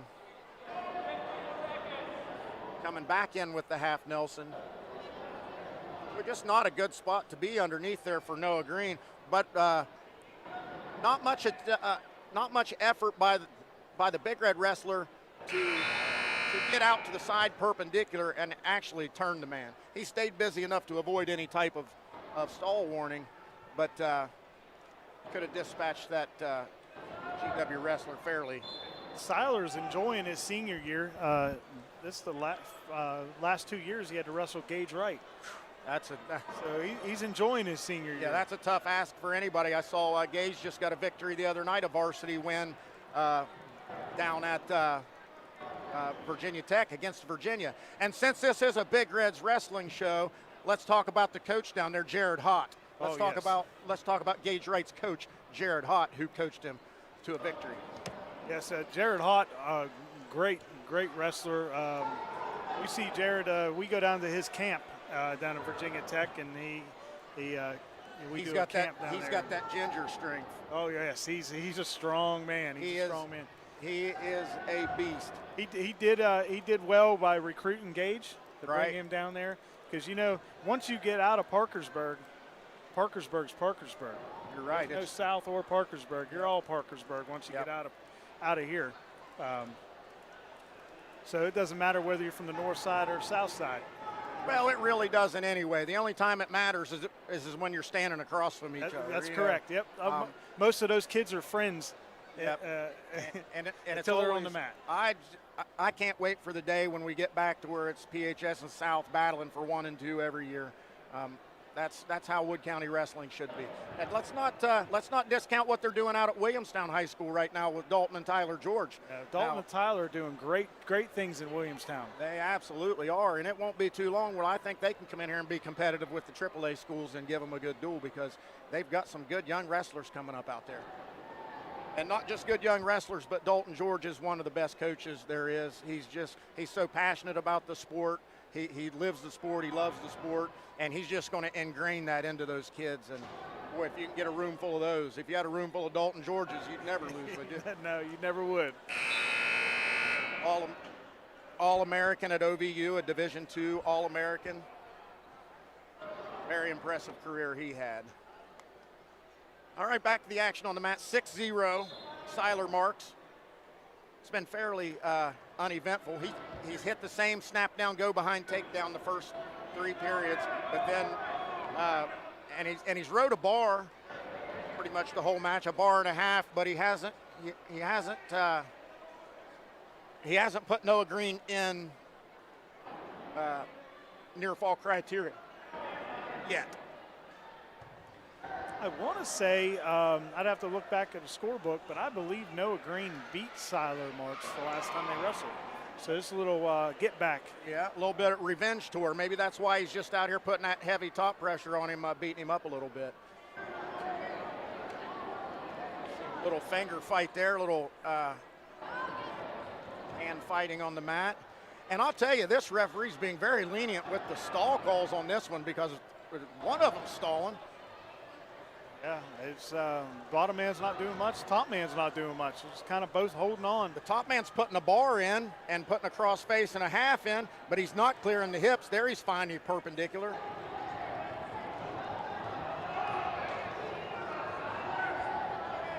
I don't know if he wants to come out front there. It's a place where you want to be. Yeah, they should check that bottom man for a pulse.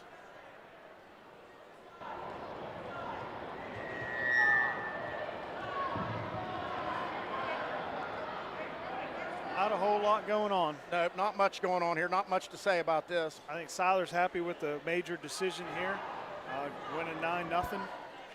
Yep, that was a very bland 9-0 victory.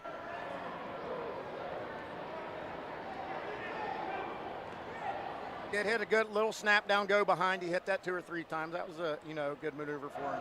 But once we got to the mat, it was like watching cement dry. So far for the evening, all the Big Red seniors have victories. Hey, that's what it's about. This is their night. The last time they're going to get to wrestle in this arena. And it might seem insignificant to a lot of people, but boy, I'd love to go back and wrestle one more time in this gym or South Gym. It doesn't matter. Just love to do it one more time. Looks like Akeem Bivens coming up. There's another senior. Yep. Big, strong athlete here, Akeem Bivens, taking on Evan Cobb. He comes in with the underhook and looking for some type of throw, and here it goes. And again, that doesn't work at this level as efficiently as it does in the spin. He didn't really set it up. He just thought he was going to go muscle him to the ground, and that just was not the case. That did not work. He's got the mullet power. He definitely has some good hair. We're going to have to give him best hair of the night so far. You have that, it's hard to get a take. Oh, there, cradle. Yep, and Akeem Bivens has the near side cradle locked up.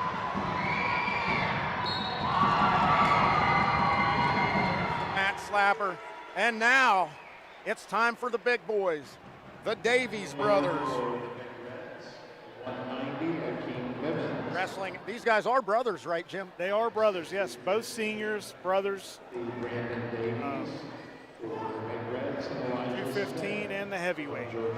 All right. Here we go. 215, Brandon Davies taking on Elijah Smith out of GW.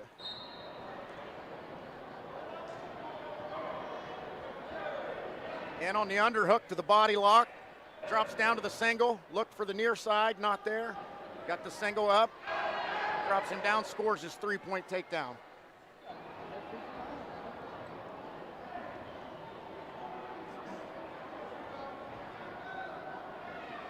Action here on the side. Brandon Davies working up the crotch there. Got the 2-on-1, working for a little bulldog up the crotch. Went for a little lift to flip the man to his back. Nothing doing. Half Nelson left-hand side. There's an attempt at a turn.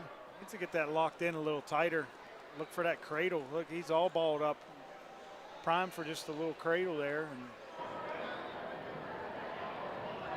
And he's doing a good job controlling that left arm.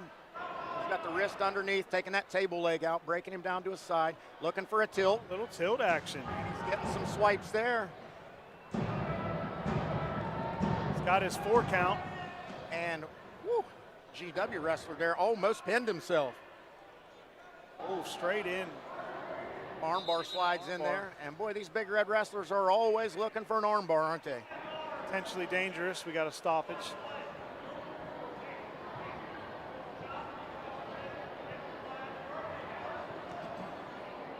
(7-0) lead, Brandon Davies.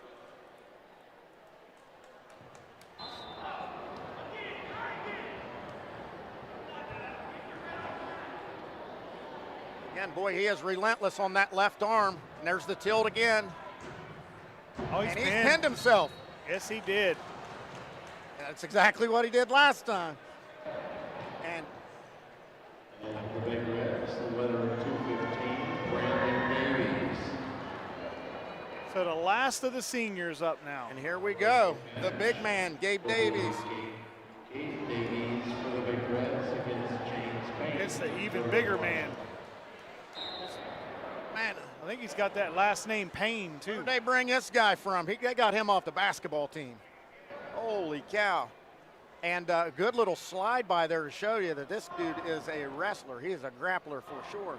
I think somebody gave me the heads up on this guy. Was that you that said their heavyweight was pretty good? Yeah, he's looking for that. He's looking for that same 2-on-1 tilt that Brandon Davies was hitting in the previous match. And from what I hear, he's a phenomenal football player. I bet he is. Look at the size of that man.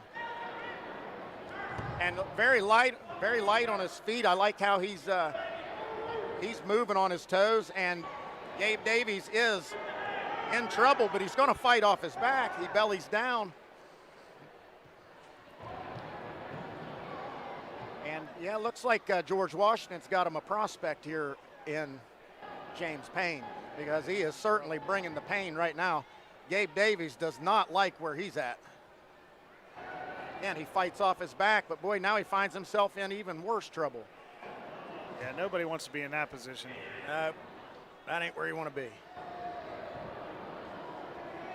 And that is a big dude. And man, as big as he is, look how athletic he is. He's very agile, very agile. Not your prototypical heavyweight wrestler that you see. James Payne with the pin. Impressive performance there by. I believe he's a sophomore. No way. Yes. George Washington, James Payne. It looks like he shaves with a butter knife, though. So he could potentially be a sophomore. It's like we got a little JV action coming up. Who we got out here? Who's the big red out here, Jim? The big red is, you asked me too fast. Gavin Bowman. Who is the big red? Big Reds are Gavin Bowman. We got Gavin Bowman out there. I was just kidding, man. Yes, all right, here he comes. Fast. Let's get there Ben McComas to sit down here. Yes.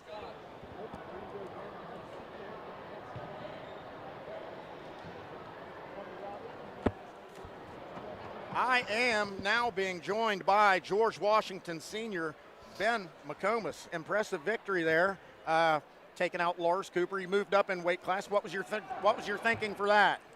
Yeah, so had a pretty tough weekend. Came in the next week pretty beat up, and I wasn't prepared to wrestle Dominic Way again. So it was better for our team, get some of our JV guys some matches, so I bumped up a little bit. Got some hard competition. I wrestled in the room with him a lot, come up here in the off-season, wrestle Parkersburg. Okay. And it was good to wrestle Lars again. Going up a weight, got a lot of strength, but Yeah, it was a good performance. Both of you proved to be very effective on top. Let's talk about what you're going to do for college here. We're not going to overlook the state tournament. We know you got that coming up, the region and the state, and you're a 3-time runner-up. Is that correct? 2-time. 2-time runner-up. 3-time state placer, 2-time.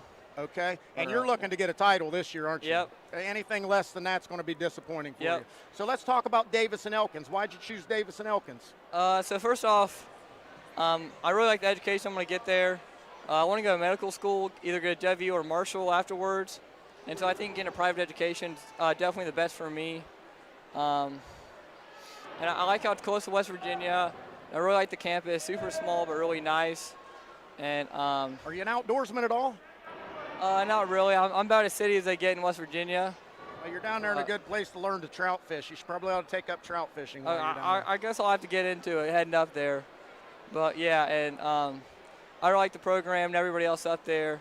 And it's full ride, all my tuition and everything, so I can just focus on my academics and wrestling and everything and really enjoy my time up there. Excellent, my friend. It was great to finally see you wrestle. I haven't seen you to this point. You're an impressive wrestler. Go out there and get you a state title this time. Thank you. You want to shout anybody out while you're on here? Anybody watching you back home? Not that I know of.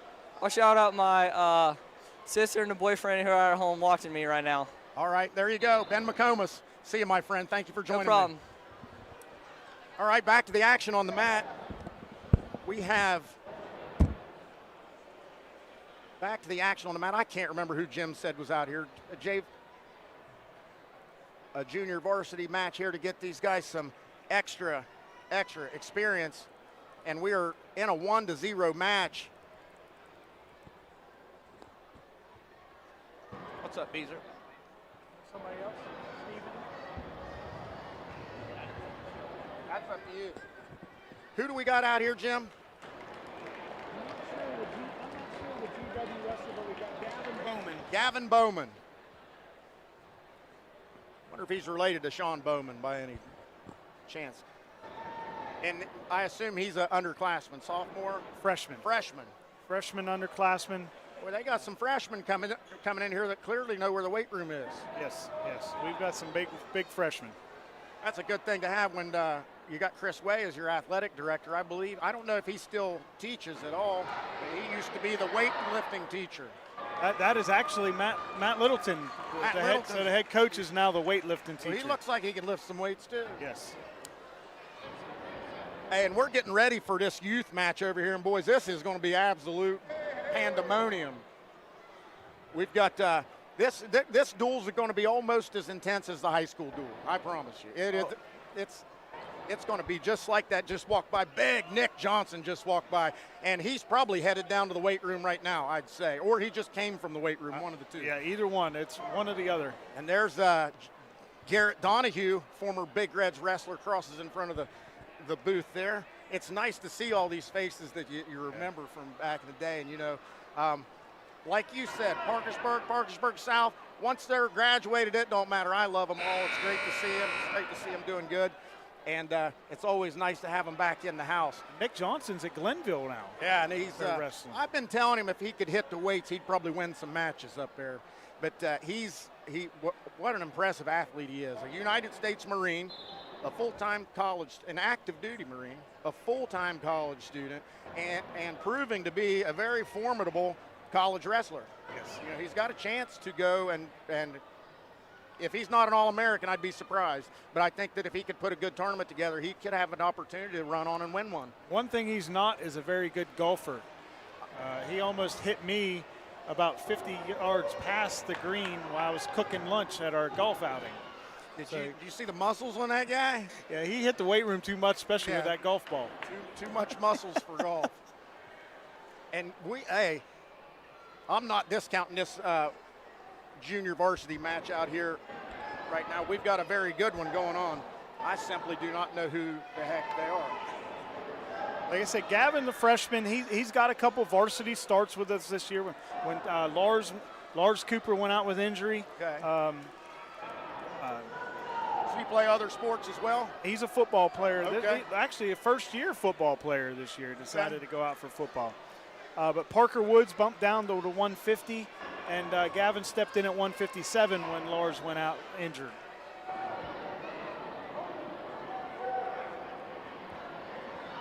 He's a fighter. Gavin is a fighter, and you know, at 157, you know you're going to run into some grown men at 157. Hey, Jim, let's take a minute and shout out all these viewers. I guess we got a bunch of people watching on Facebook. We got a bunch of people watching on YouTube, and we are about to start this Peewee match.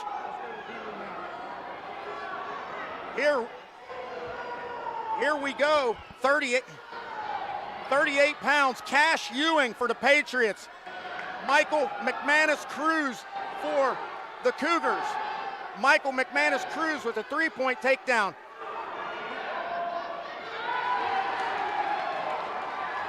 And again, I was telling everyone that would listen, this youth matchup, crosstown rivalry, is every bit as intense as the Big Reds and the Patriots. As you can hear the crowd. This is the Cougars, and this is the Patriot Wrestling Club, and this is Parkersburg Wrestling at its finest. Future state champions on both teams, national champions on both teams, and there's the pin for Michael McManus. What a way to get it started. 38 pounds. That's the first weight class I ever wrestled, 38 pounds. All right, an excellent start to the evening. A big pin for young Michael McManus Cruz. Next up, for the Patriots, Ace Rickman. And for the Cougars, Vinny Goots. Look at the stance on Ace Rickman. If I got down that low, I wouldn't be able to get back up.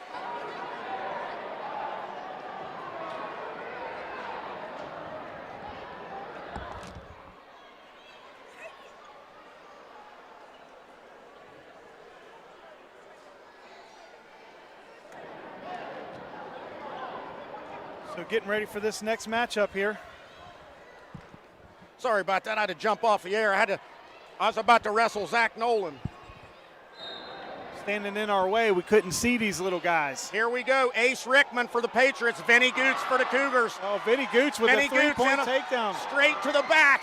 Ace Rickman's in trouble. Vinny Goots steps over. He's got the reverse half locked up. Oh, and Ace Rickman bellies down. It's a 7-0 lead for Vinny Goots.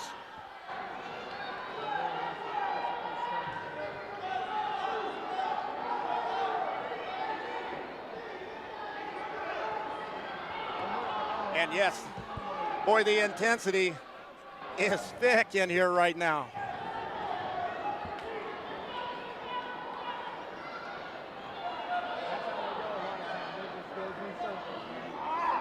And you can see the fight on the face of young Ace Rickman underneath. Vinny Goots with the 7-0 lead. He's turning in circles and circles. That's going to end the first period, 7-0. And boy, I got to look at the stance on this Ace Rickman, buddy. He is ready.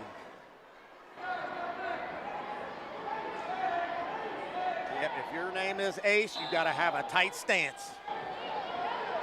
Oh, look for that head and arm. Straight to the headlock. And Ace Rickman with his takedown. 7-3. Drops down to the single. Ace Rickman on the single. Vinny Goots butt scooting. He back to his sprawl. He's got laces down. Ace Rickman holding on to that single leg for dear life. And Vinny Goots secures his reversal.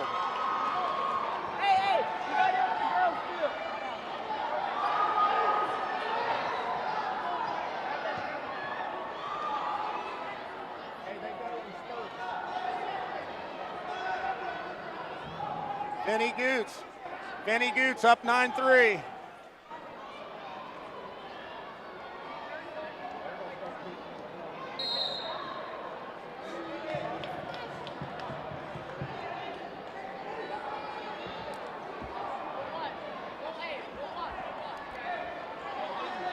Here we go. Vinny Goots starts on bottom. Ace Rickman, top.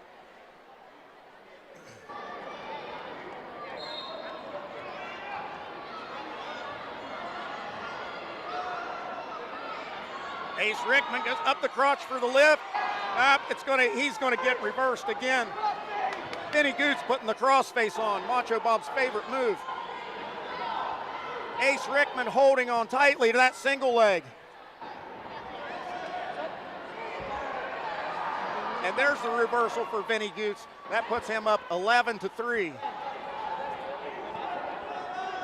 See a little bit of disappointment down there from young Ace Rickman. See if he can garner some strength here and get some energy and come up off the bottom. Oh, Macho Bob, we got a guest over here. You can come over and talk to us. I'm gonna give him my headset, let him sit down.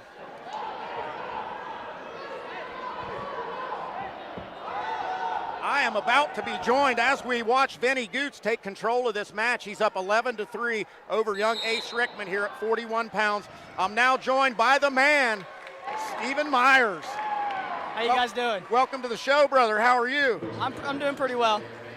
It was not uncommon to see you walk out there tonight and get your hand raised, but you didn't get to wrestle. How disappointing is that?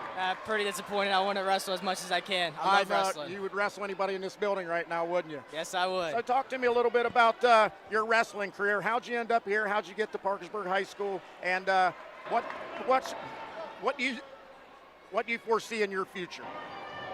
Hopefully in the future I become a world champ, and then in my long-time future I want to be an Olympic champ. That's my biggest goal I have for myself. How I got here, it's a very, very long story. I live in Spencer.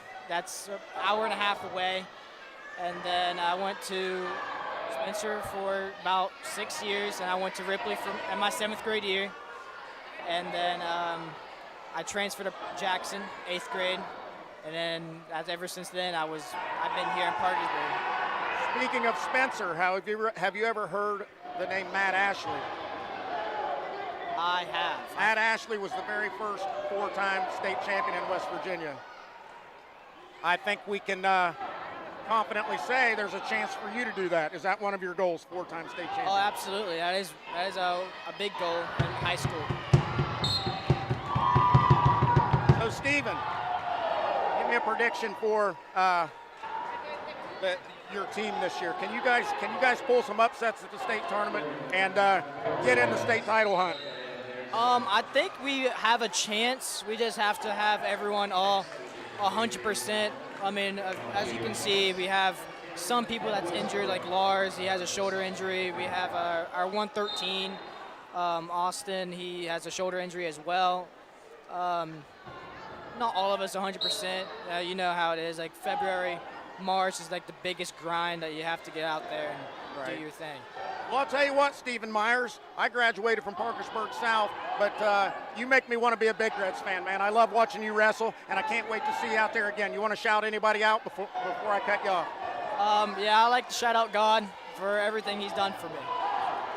My man, I'll see you soon, brother. Good luck. Go get that 4-time title. Thank you.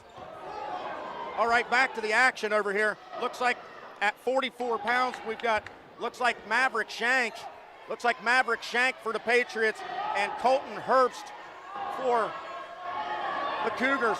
And Maverick Shank with the big cement mixer, and he's got Colton Herbst in trouble. And that is that.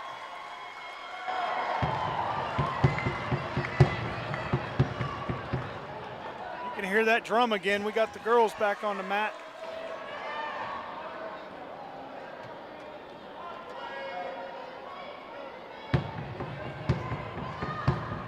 Chloe Dutton and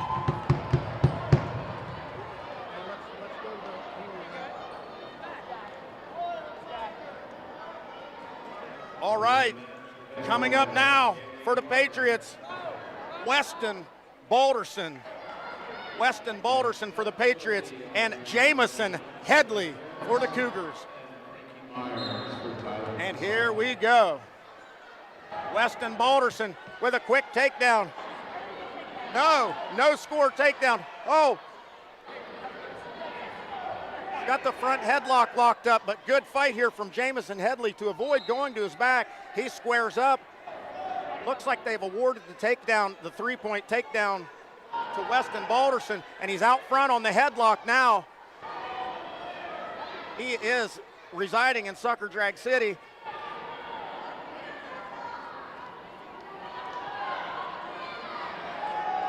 And there is Weston Balderson again working for the half and looking for a near side cradle here, but a good fight from Jamison Headley to stay off of his back. Close, but nothing yet. Boy, and if he can escape this period with just a 3-0 deficit, that would be a small moral victory, if there are such things as moral victories. Flip of the coin here, and it's going to be the Cougars' choice. And Cougar wrestler is going to take the top position. Jamison Headley for the Cougars, Weston Balderson for the Patriots.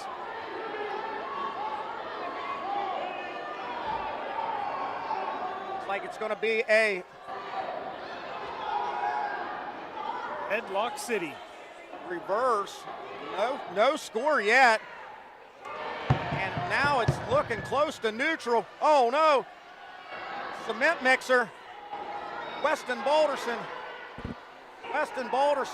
has Jamison Headley in trouble looking for the near side cradle. It is locked up.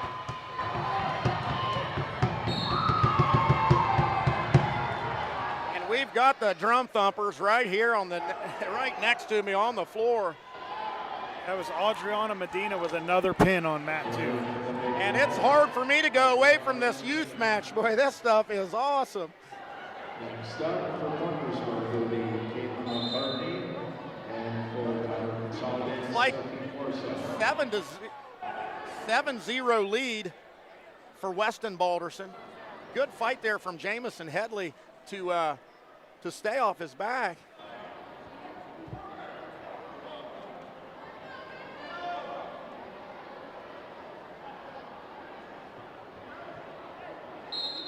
Caitlin McCartney taking on Sophie Corso from Tyler. Caitlin McCartney in on the single. Switches to a double, cuts the corner, sets her opponent to her butt, works up to the body lock. Scores the 3, now trying to get her into near fall criteria, and there, she's not gonna do it.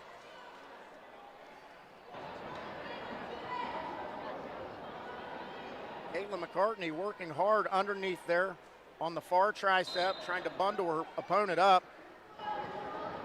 Looks to the ankle. Oh, near fall. McCartney's got her, and that is gonna do it.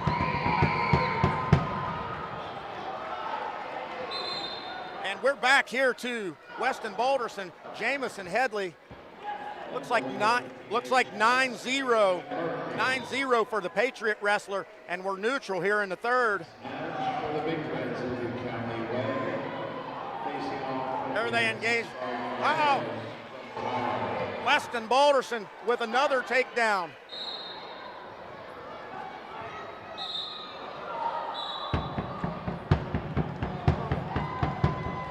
And That's Callie Way on mat 2 And you with just the pin.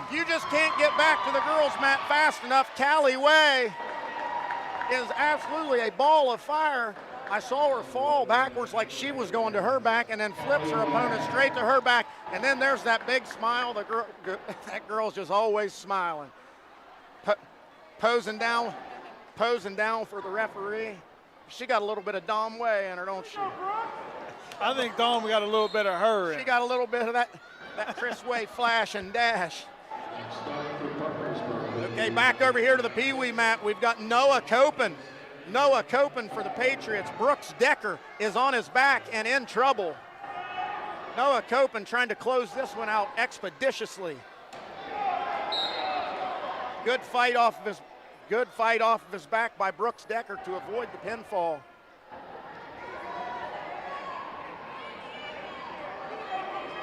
Noah Copen's got Brooks Decker on his back again.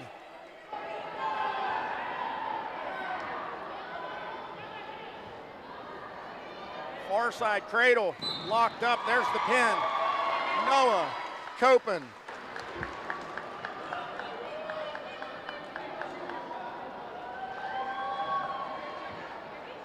Isaacs.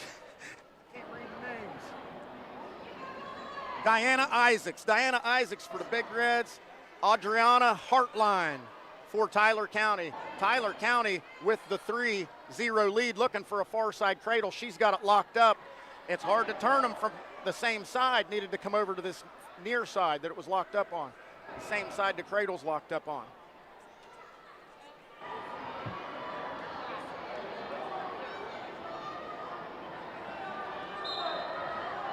Got some near fall going up. 2 swipes, 1 swipe. And a reversal. And a reversal for Diana Isaacs with the reversal to cut the lead to 1. She was in danger of near fall and got the reversal to close the gap to 1.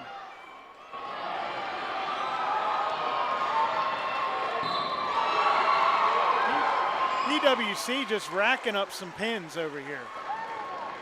Yeah, that's 2 pins in a row, 3 in a row. 2 in a row. Yep. Headley got out of there with a decision. And Diana Isaacs has Adriana Hartline on her back. She fights off her back, but she's going to secure her 4 near fall to take the lead 6-3 to end the first period. Here we go with Oliver Klein from the Cougars taking on Bane Nutter. Bane Nutter, the Patriot, in on a single. Big finish. Straight, almost straight to the back. Oliver Klein bellies down wisely. And yeah, these, after those first 2 victories for the Cougars, boy, the Patriots have turned it up.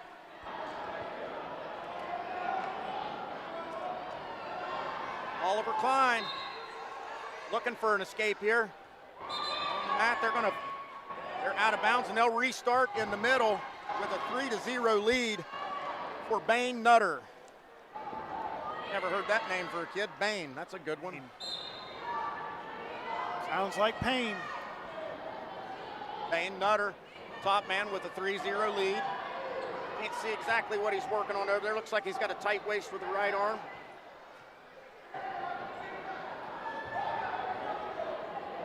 And you see some surprisingly good fundamental wrestling here from the young guys. See him working the #1 key top. Stay behind those arms. Wrist control. Take a table leg out. Remove a table leg. We're going second period. 3-0. Bane Nutter. Good level change and a shot. 3-point takedown. Oliver Klein on his back and in trouble. Oliver Klein fighting, he's bridging, he's turning, and he fights off his back. Oliver is the little brother of Xander Bowman we saw wrestling for Jackson, and Gavin Bowman wrestling for PHS. Okay, 10-0 lead. Bane Nutter stretches it out to 10-0. Good resiliency and fight from Oliver Klein to get off his back there, because you never know what can happen in these youth matches, and right there you see it. A reversal for Oliver Klein. And another pin for the Big Red. 10-2 is the lead.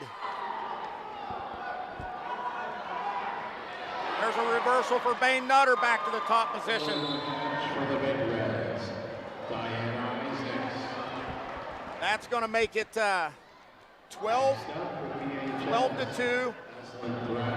Bane Nutter. We're going to start neutral. Little reach underneath from Oliver Klein. He's in on a single. Little gut wrench dump there and a go behind for Bane Nutter to make it 14-2.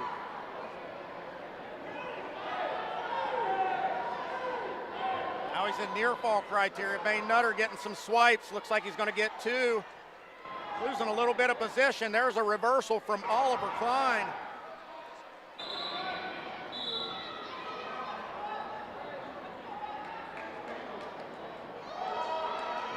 And I tell you, folks, if you're watching at home, officiating these youth matches can be absolute madness sometimes, because there's so much action between them. They'll change positions so frequently that sometimes you got to stop the action and count some points and issue some points. And that's going to be a technical fall for Bane Nutter over Oliver Klein.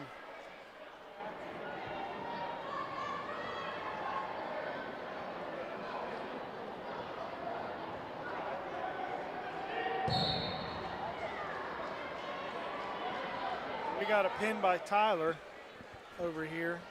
I believe that is Nevaeh. All right, where are we at here? Back over here to the Peewee match. Gatlin Rowe for the Cougars. Gatlin Rowe for the Cougars. Taking on Brixton Balderson for the Patriots. It looks like Brixton Balderson's got a 3-0 lead here over Gatlin Rowe. And again, I'm wildly impressed with the fundamentals of these young wrestlers. These are some talented young men here, and we've got some marquee matchups coming later in this youth duel that you're not going to want to miss. 71 pounds, 75 pounds, 95 pounds, and 115. We've got a matchup of national champions. That looked like near fall there for Brixton Anderson, and he's going to chalk up a 6-0 lead here in the first period. And it looks like we've had another fall for the Big Reds, a pinfall for the Big Reds over here on the varsity girls mat. Here we go to the second period. Brixton Balderson and Gatlin Rowe, 6-0 lead for the Patriot. Good leg attacks there by Gatlin Rowe, straight on leg attacks, but leg attacks none the least. Little front headlock action from Brixton Balderson. Gatlin Rowe in on the single, but roll through, and he's going to score. No, scramble. The ref waves it off, and Brixton Balderson looks as if he's got a near side cradle locked up now, and that'll be his 3-point takedown. 9-0, and Gatlin Rowe is pinned.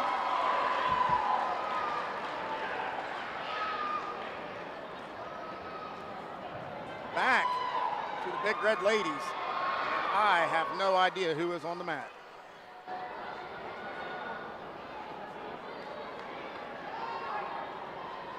Unfortunately, but it looks like a 3-0 lead for the Big Red wrestler.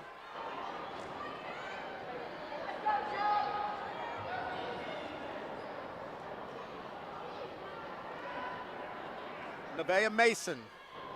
All right, Nevaeh Mason and Tony Thomas, it looks like, for Tyler County. Tony Thomas. And Nevaeh looking for that far side cradle. Boy, if she'd have jumped to the other side, it would have been there. Unfortunately, that did not happen. You know, I don't think that's Nevaeh. I don't know where we skipped to. Nevaeh was the last match, I believe. Yeah, I apologize for the family members and fans at home if I call these young ladies by the wrong name. My roster was written by someone that clearly speaks hieroglyphics.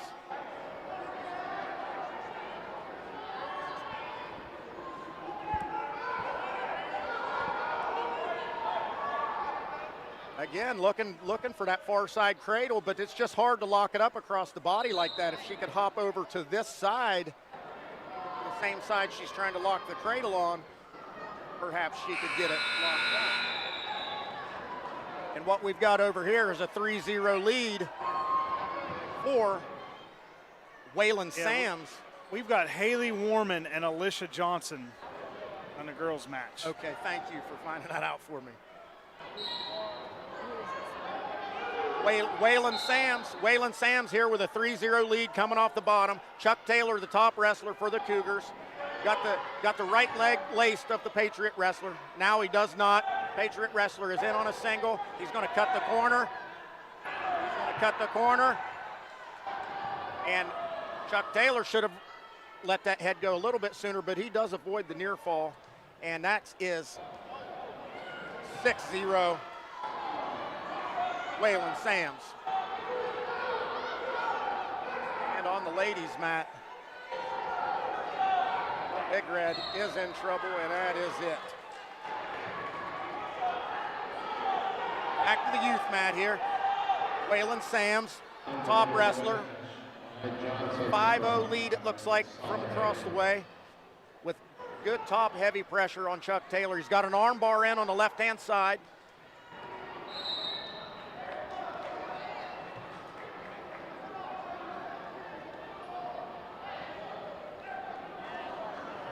Speaking of Waylon Sams, I think his dad's my tool guy, my Mac tool guy. Give him a little shout out. I hope he's watching. He's probably in the stands somewhere. Little good 2-on-1 there by Waylon Sams. He's got his man broke down flat now.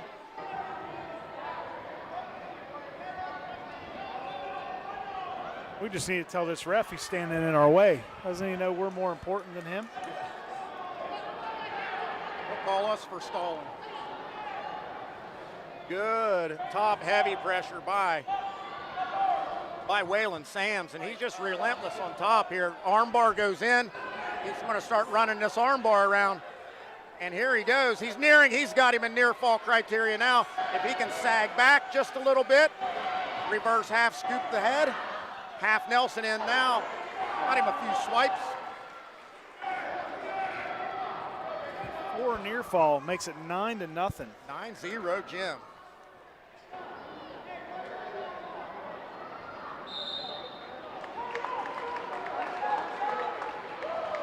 I think they called that when must have got the pinfall there for Waylon Sams. I could not see the mat when that happened. All right, our next match is going to be 65 pounds. This is going to be Chase Hall for the Patriots, and this is going to be Benson Nolan. I'm sorry, that looks like Zeke Glover. That looks like Zeke Glover. Who's the Cougar guy, do you know? That's Benson. This is going to be Benson Nolan and Zeke Glover.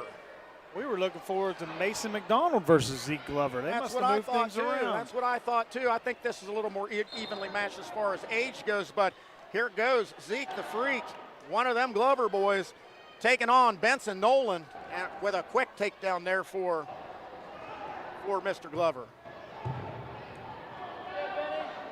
Front headlock, looking for the cement mixer, and they are neutral. Good little scramble from Benson Nolan.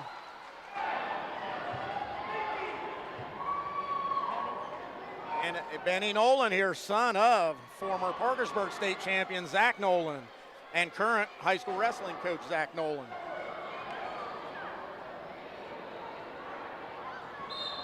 Here we go. Zeke Glover for the Patriots, Benson Nolan for the Cougars. Little head-to-head tie-up, a shot underneath from Nolan. Front headlock from Zeke Glover. Goes to the cement mixer again. Thought he was going to roll right through that. And a good little spin go behind to secure the three-point takedown. 6-1, Zeke Glover.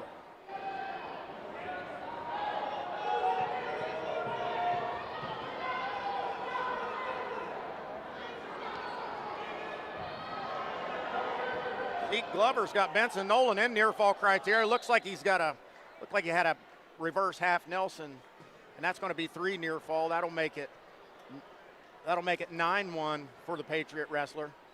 This is going to be a matchup to watch for years to come.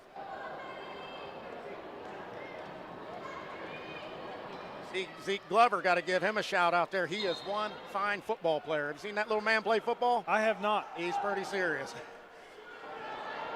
I know his brother, his older brother, Tyreek's not a slouch on the football field either. He's not. They're both very good football players.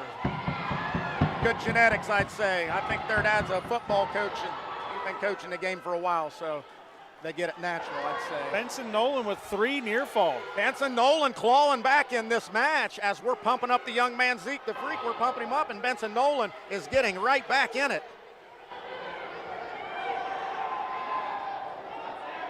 Action has slowed from the Patriot wrestler. Maybe gathering a little bit of gas here. He is in danger of a stall warning on the bottom. See the referee getting down there and say, hey, a little bit of action. There's that action you called for. Now he's back out front. Benson Nolan on the front headlock. No change yet. 2 seconds left. No change yet. We're going to go to the third period, 9-4. 9-4, Glover. And what was looking like a blowout, Jim, has suddenly became. We've got a match. We've got a wrestling match. We've got a wrestling match here. And here we go, neutral. Especially with the 3-point takedowns. This could be. Glover pushes Nolan back towards the boundary. Now would be a good place to level change for either one of these wrestlers. A little change in pressure and a level change and create some penetration. There's a little slide by attempt by Benson Nolan. Benny Nolan in on a single. Neck wrench by Glover. Neck wrench by Glover on the boundary. He got 3, took 3 takedown. 3 takedown, Benny Nolan. Only 20 seconds left, though. That makes it 9-7. 9-7 with 20 seconds left. The good news is for Zeke Glover, he has not been warned for stalling as of yet. He's been close, but he's not warned for stalling. You got to cut him and go for the takedown. You got to cut him and go for the takedown right here. Well, you almost have to. You have to. 20 seconds left. You got to cut him and go for the takedown. What a match this has turned into. Zeke Glover can pretty much just ride this out and do nothing. There's not enough time to call 2 stalling calls. And that's what he did. There's 1 stall, and now a little bit of action for 5 seconds, and he's going to win this match 9-7. What a wrestling match that was, Jim. Yes. Excellent wrestling match. And again, that's one of those matchups we're going to watch for years and years to come. Those kids are going to see each other so many times in the next 10 years. I thought for sure they would have cut him and went for the takedown. You got time for a takedown to tie it up. Yeah, but I think that would have been the right call, the more strategic move, because he hasn't had any luck turning Zeke the whole match. So here comes Mason McDonald. Mason McDonald coming out to wrestle. What weight is this? This is where we were looking for Mason and Zeke, I believe, weren't we? Yeah, we were. All right, now we're going to come to 71 pounds. 71 pounds. This is going to be Patrick McManus Cruz. Patrick McManus Cruz taking on Riker Wenzel. I'll tell you what, little Mason McDonald come out. He was fired up. He was ready to go. He was angry at somebody. He was angry he didn't get to wrestle Zeke. Yeah, I guess. I think that's the matchup that he wanted and didn't materialize for him. And now we're going to get a good one here. Patrick McManus Cruz taking on Riker Wenzel. This is one that the Patriot Club coach sent me a couple stars. He said, watch these matches, 71, 75, 95, and 115. I think Riker Wenzel used to wrestle for Williamstown. That could be true. I believe I recognize Here that we name. go. Look at the action from McManus Cruz right out of the gate, the big lateral action. He's in on a single, little gut wrench belly roll for Wenzel.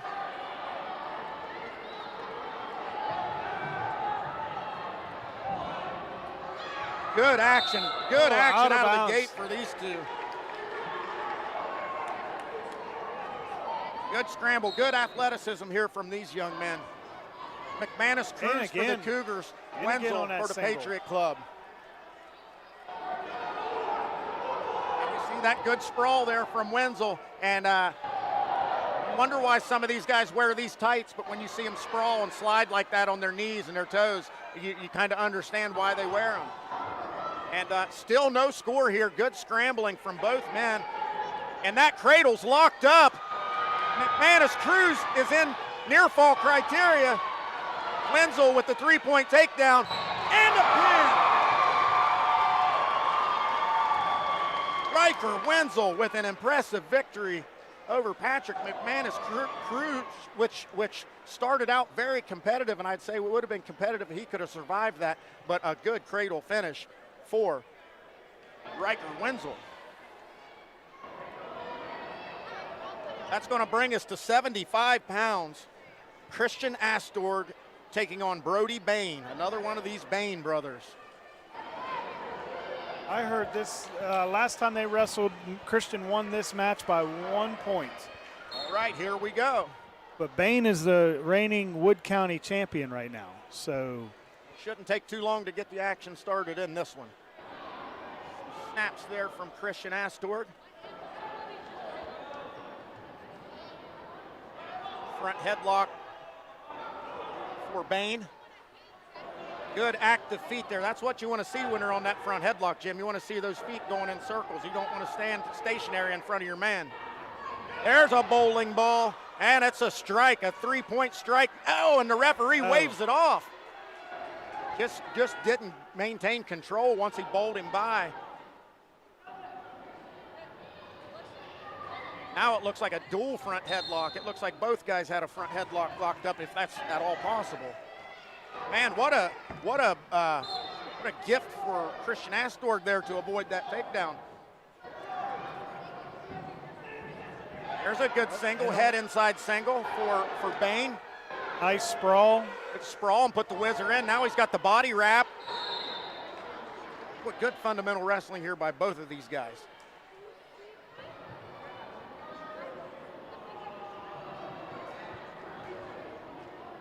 Looks like Matt Wright over there giving his wrestler a go ahead to start neutral, and we're going to start neutral. And on that single again is Bain.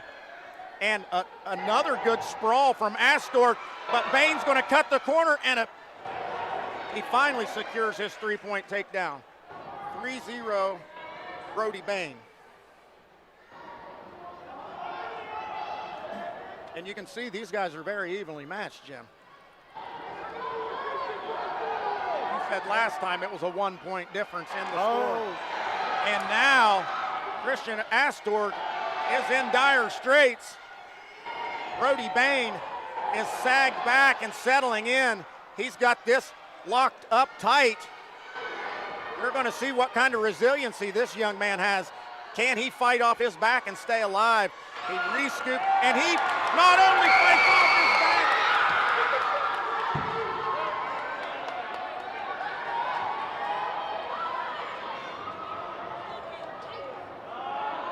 That's going to make it 7-2. What a show of resiliency and heart by young Christian Astorg to not only fight off his back, but get the reversal when he was locked up in a tight predicament. Oh yeah, he could have easily gave up. Very easily could have given up. But you don't see that out of Cougars and Patriot wrestlers. You just do not see it. It's bred out of them, Jim. Yes. You know, people might say, oh, it's just Peewee. This is a rivalry. Oh, this is as big as the high school meet, I promise you, it is. Come on, Christian! This is the future of the high school rivalry. And again, we're neutral here. Third period, 7-2 lead for the Patriot wrestler, Brody Bain. And on that single again, he's been very effective getting that single and getting the corner, but securing the takedown after it has proven to be difficult at times. And now Christian Astorg cuts the corner and scores his own takedown. That makes it 7-5. And we've got a match. Roll through, Brody Bain with the roll through, a little Granby type roll. Christian Astorg with a half Nelson in, looking to stack the man up, and he flips him to his back. Christian Astorg has Brody Bain on his back. Did he get any swipes? He got 3 near fall swipes. He takes the lead. Brody Bain goes Christian Astorg to his back.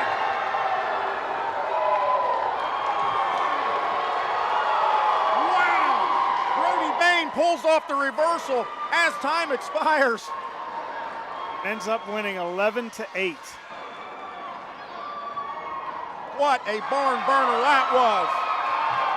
And you can hear the excitement of this crowd. If you think this is just youth wrestling, you're wrong. This is wrestling, and this is Parkersburg Wrestling, Titletown, baby. Represent or relocate. Up next, 80 pounds. Going to be hard to top that one, Jim. That was a good match. 80 pounds is going to be Ryder Barton.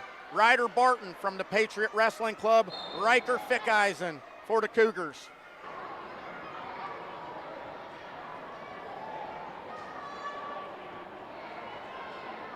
Well, that last one had me pumped up. Well, and in typical Peewee fashion, you got to stand up to see because everybody flocks to the mat. Right.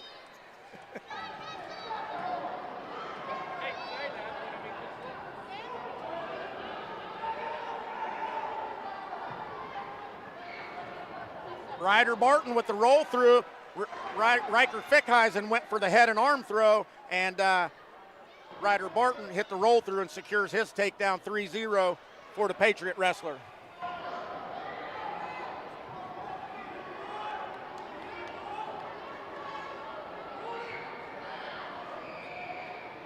Inside 10 seconds, first period, arm bar for the Patriot wrestler. A 3-0 lead.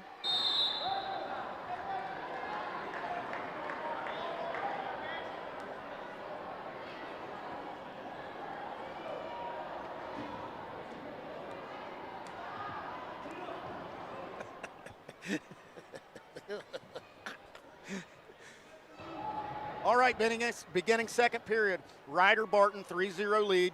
He's on the bottom. Riker Fickheisen for the Cougars' top position. Good back pressure, good hand control. Swims around. Not a good position for Riker Fickheisen. Got to get those hips up, young man. And it is not going to take Mr. Barton long to secure that reversal, as he does. Mouthpiece came out. All right, 5-0 lead, Ryder Barton.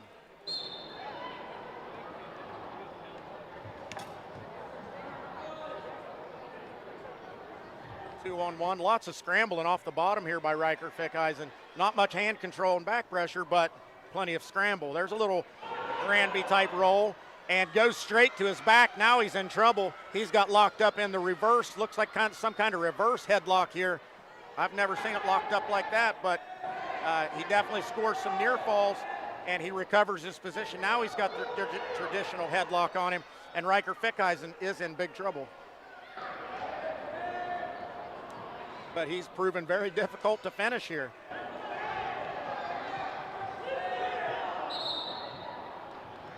And that's the end of the period for near fall for Ryder Barton. That will make 9-0 going to the third period. And look at him. They can't get enough over here on the ground. They just want to, they're going to practice. They're on the hardwood floor. I love it. Little Jamison Headley over here practicing on the floor. Can't get mad at him for that. Little break in the action here. The referees over at the scoring table. What an exciting night this has been. Unfortunately, Preston County couldn't make it tonight due to the weather.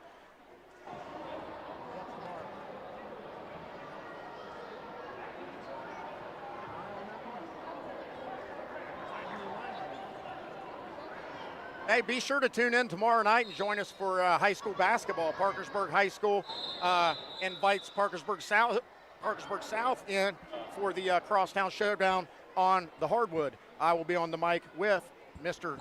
Mike Cameron. Back to the action on the mat. Ryder Barton. Going for that front headlock again. He likes it. He kept going for it.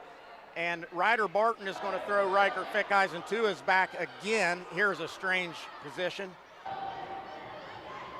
And this one has turned into a rugby scrum. There was a takedown for Barton, and then there was an escape for Fickheisen. Kids are loving that head like a rugby ball. Yeah. And now Ryder Barton up to the body lock. He's got Fickheisen back to the mat for another takedown. We should be nearing a technical fall. I can't see the scoreboard from over here, but.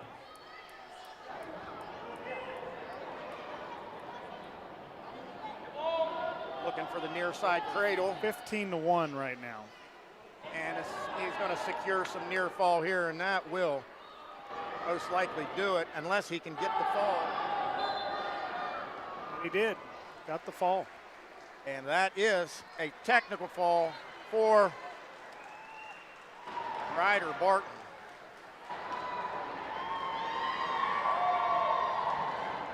All right, now we go on to 85 pounds. This is going to be Nolan Bodenoff. Nolan Bodenoff for the Cougars. And he's going to take on Gage Wright's little brother, Gunnar Wright. Gunnar Wright at 85 pounds for the Patriots. See coach over there for the Patriots talking to the officials. There's Matt Wright over there, head coach, and he's the father of Gunnar Wright, who's on the mat right now. chip off the old block. If he's anything like Gage Wright, then it's going to be an exciting bout. Nolan Bodenoff for the Cougars, Gunnar Wright for the Patriots. And here we go. Get Gunnar Wright in on a single, bellied down flat on the single. Head in deep between the legs. And Nolan Bodenoff doing a good job there controlling the ankles, and that's what you want to do when you get a guy bellied out like that, but now not so much, and Gunnar Wright elevates and comes out the back door, and he very nearly has secured his three. Very close to securing his three, but Bodenoff is holding onto that leg with all of his might. Oh, Bodenoff coming up out of, he's based up. And Gunnar Wright was very close to securing his takedown, but Nolan Bodenoff has done a fine job of rebuilding his base until I say fine job of rebuilding his base. Then he goes back belly down. Look for a stalemate coming here, if nothing else. We're there running. he just gave he it trapped three. the leg. He stepped over and laced that leg, and that's going to secure the three-point takedown for Gunnar Wright.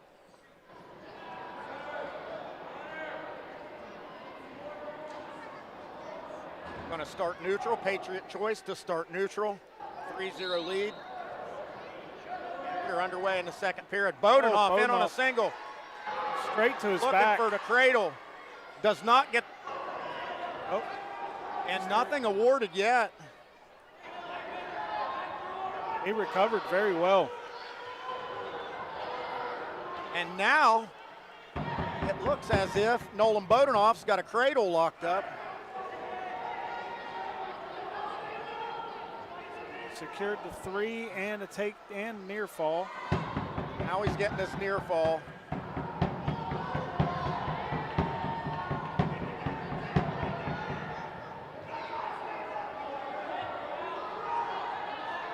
That's going to build a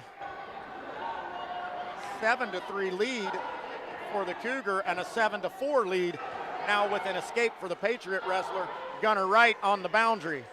But again, with a three-point takedown, he gets takedown, it's tied up. No change here going to the third period, 7-4 in a really tightly contested match. Start neutral again. No, Gunnar, he's coming. He's ready. He was leaning forward. I thought he was going to dive at that ankle again. There he's in on a single, head inside single. He's in deep, elevates, sits to his butt. And this is where he was at for that fight in the first period when it took him so long to score his takedown. Now he's gotten himself into trouble here with a good roll through by Nolan Bodenoff, and Bodenoff's in on his own single. No, I apologize. I'm looking at the wrong wrestler. Oh, he locked that cradle up. Bodenoff's got the cradle on him again.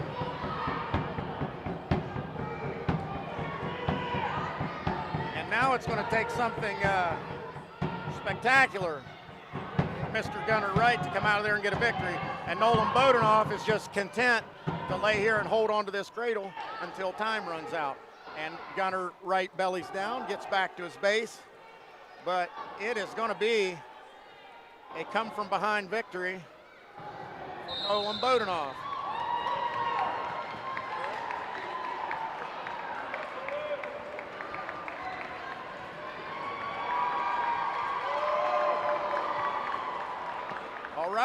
All right. That takes us to 90 pounds. Mazzy Perry, what a nice name that is, Mazzy Perry, taking on Brock Weitzel from the Patriot Club. Always like watching this Brock Weitzel wrestle. He's a ball of energy at all times. All action all the time.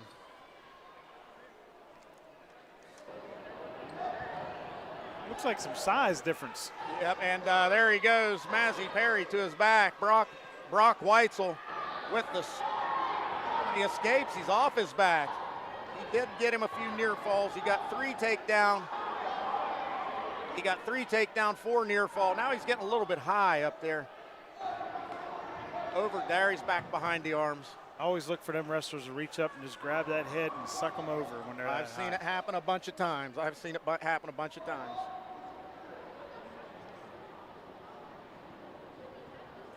And here, A nice job by Mazzy Perry to fight off his back and stay in this match. That's what he needs to look for. I think if they start out and he's on top again, he gets high every time and just swim for that head and suck him down in. 7-0 lead at the end of the first for Brock Weitzel. And we will start neutral to begin the second.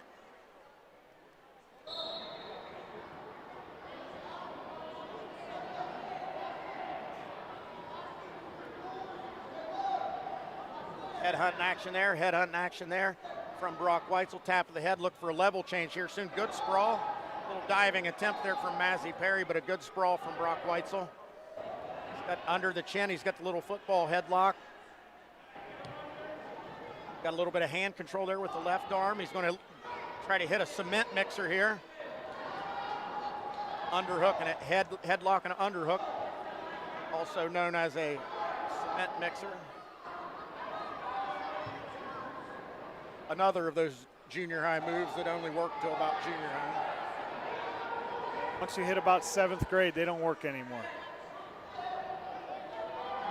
Oh, he swim for that head. Coached him right into it, Jim. You coached him into it. Brock Weitzel's a little bit too high. And time just runs out. It's going to be 14-0 going to the third here. Next point wins it for Brock Weitzel. He's going to start on the bottom.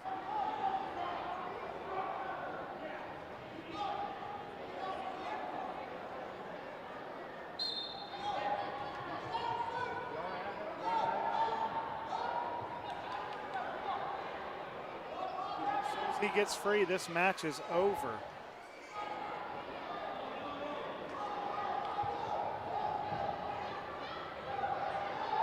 And I would have figured it would have been easier, but Mazzy Perry, there's no quit in him. He's Mazzy Perry fighting. He's got the man in near fall criteria. He's got 2 swipes.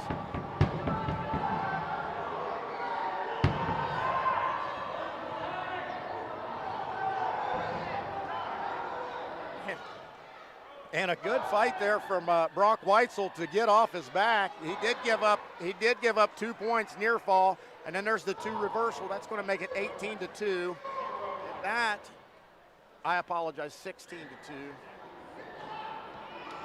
And that's going to do it. Major decision victory. Brock Weitzel. And up next, 95 pounds, Walker Slayton.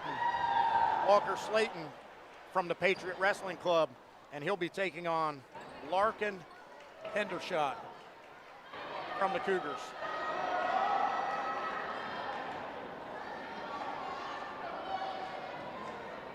I got a feeling this is going to be a pretty good match. This looks, Walker Slayton looks like he's ready, bouncing around. Larkin Hendershot over here doing some air squats and jumping around. These guys are ready to get it, and they come out fast, a little bit heavy on the head.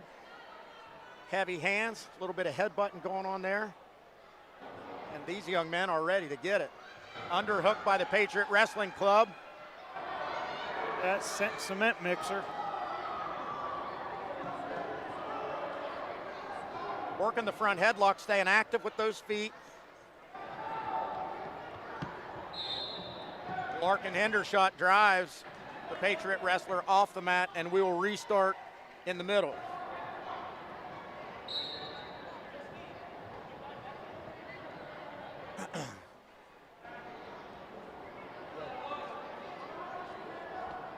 Again, locked up here, ear to ear, fighting for those inside ties. Larkin Hendershot reaches for a knee pick and gets dropped on his head.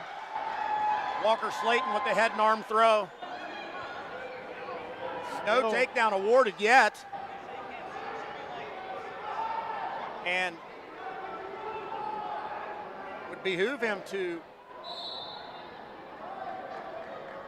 unbelievably, no score there. Some situational awareness would have helped there. He knew that time was running out, and he could have maybe secured his takedown. I was looking for Larkin Hendershot to hit that roll through and fought it off until the period ended. Larkin Hendershot starts off the bottom. There's a caution on the top wrestler. We got one caution on green, one caution on red. A short sit, and Larkin Hendershot's hips are free. Now he's locked straight to the front headlock. Straight to the front headlock goes Walker Slayton. And here's where we spent the majority of the first period. Posting the head down there, something new that we didn't see in the first period. And get a little bit of lateral movement here and see if he can get a go behind for a score. Whereas Larkin Hendershot needs to get his head up off the mat.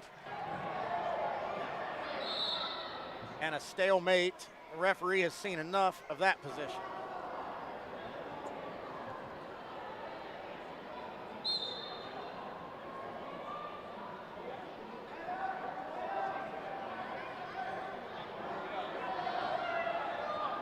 Cross-face action there from the top wrestler.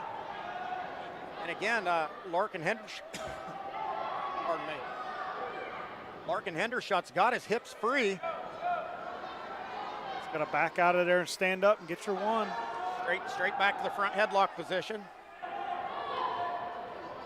A good snap down. And again, we've spent the first 2 periods in the front headlock position and 0 points so far. Now this will be Walker Slayton's opportunity to score off the bottom here. Little Granby attempt, good follow by Larkin Hendershot. Now Larkin's got his man broken down flat. He's heavy across the throat, underneath the chin with the forearm. It's a little strength battle here for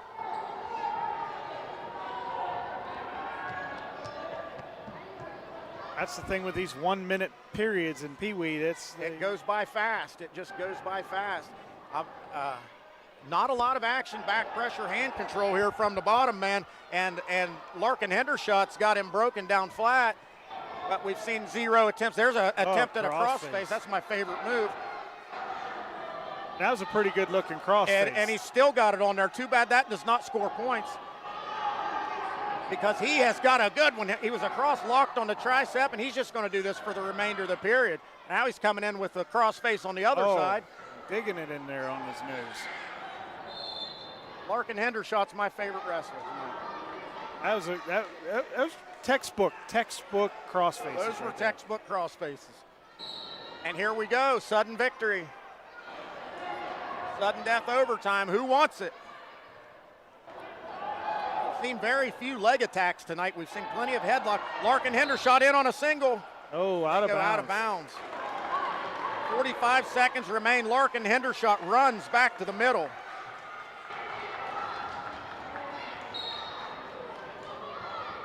Oh, nice little smack in the face, poke in the eye.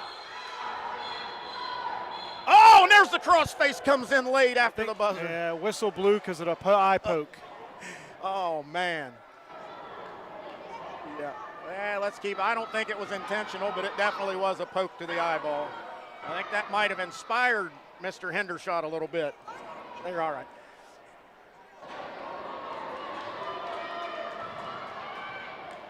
Looks like we're going to have a little bit of blood time. Hopefully it's not coming out of Mr. Hendershot's eyeball.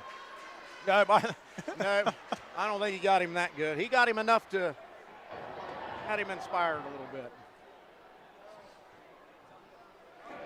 I'll get Mr. Slayton cleaned up over there. See his buddy comes in there to check on him. It looked like that.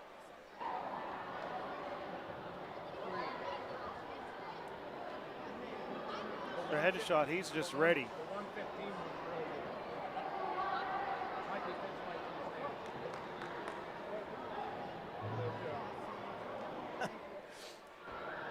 Yep, Larkin Hendershot's just out there waiting. He's like, man, get this guy cleaned up, get back out here. Highly contested match, hotly contested. 0-0. First 2 periods wrestled on their feet, mostly in the front headlock position. I think Larkin's up there. He's like, hey, look at the blood on the mat. Right from all those cross faces he was delivering.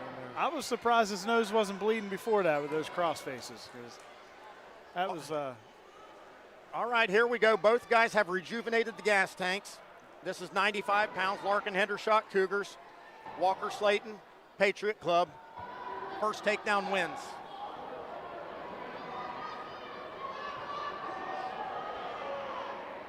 Should say first points win. There could be something crazy happen, unnecessary, anything could happen. But first takedown wins. Both guys heavy on the head, ear to ear. Walker Slayton reaches for a single. Now he's in on the single.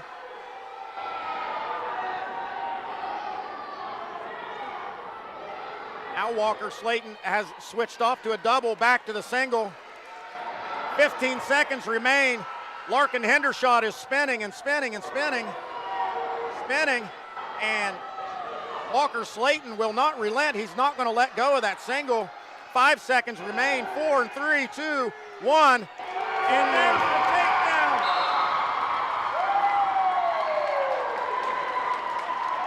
Did he award the takedown? Yes, he did. 3 takedown. 3-point takedown at Last the buzzer. seconds at the buzzer. What an amazing effort by both of these young men. No losers in that one, Jim. No, that's an excellent match. That was a great wrestling match. And you can see the Patriot Club wrestler clearly, visibly upset, but understandably. If you're not upset when you lose, then you just didn't care enough. Yep. Larkin just wanted that. He wasn't going to stop until he got it. All right, we're going to get we are going to have a forfeit at 105. 105 is normally 105 is normally Michael Littleton's weight class. He won an Ironman championship at 105, but he's going to bump up a weight class to take on Brinsley Sheridan, the Cougars' Tulsa national champion. So this should be a good matchup. Well, it looks like we got a couple wrestlers up there that's not those two. So maybe we do have a 105 matchup. I see 2 wrestlers up there that aren't those two. So Yep, I do. I see some braids.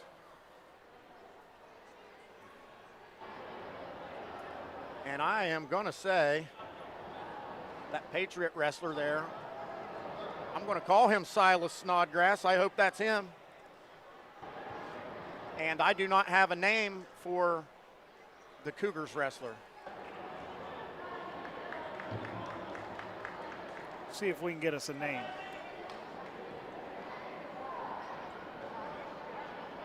And here we go.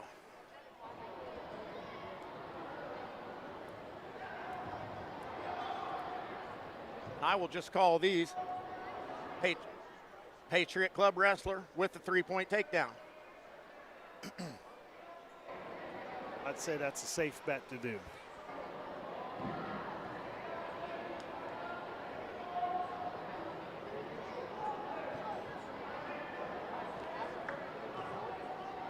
And Snodgrass on top, dominant position, working for a breakdown here, looking for a 2-on-1. Cougars wrestler to her feet. Little back heel trip by the Patriot wrestler. Broken down flat once again. And boy, these 1 minute first periods just go by quickly. Yeah, 1 minute, you get a takedown, you ride out, it's. So that's going to end the first period. 3-0 lead for the Patriot Wrestling Club athlete. Flip of the disc.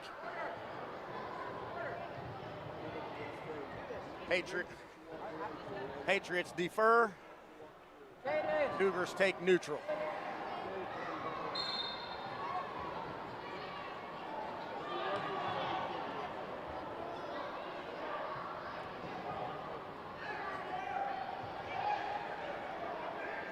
Ear-to-ear tie up here. Both wrestlers fighting for some inside controls, inside position. Patriot Club wrestler scores a takedown on the boundary. That's going to make it 6-0.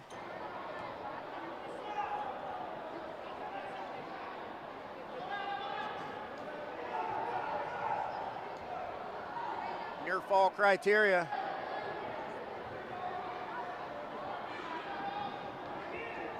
Cougars wrestler escapes her back there.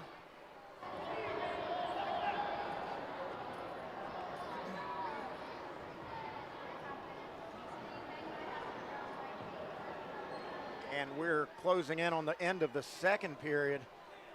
It's going to be a 10-0 lead for the Patriot Club wrestler. I'm calling him Silas Snodgrass. I hope I'm right. I don't have a name for the Cougars wrestler, unfortunately. But we're going to start neutral here in the third. Another takedown. 13-point lead for Patriot Club wrestler. Next set of points would end the match via technical fall or an escape and a takedown to follow. And that's what the coaches are telling him. Let her go, turn her loose, and then get your takedown for the tech fall. And that's going to do it. I don't think he gave her enough room. He didn't cut her. Now he's got the room. He never took his hands off her. And that's going to do it. All right, and that's going to bring us to what I would call the main event of the evening. This is not the final match, but this is potentially the best match of the evening. Walking out for the Patriot Wrestling Club, Michael Littleton. He's coming off an Ironman championship, and he's taking on Brinsley Sheridan. He's coming off of a Tulsa national championship. Both prestigious tournaments and both very good young wrestlers right here. It's going to be quite the matchup.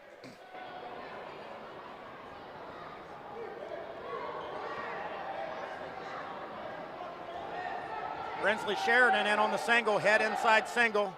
He's going to cut the corner and secure the takedown. He's got the far arm. He's underneath the belly. He's got the far arm, and he's working under there to bundle him up. He's going under with both hands now. Over the top with the crossface, looking for a cradle here, crossface cradle. And he's very close to having this locked up. His hands are locked. He's got it locked up. He's just got to rock it back. He's got it locked up.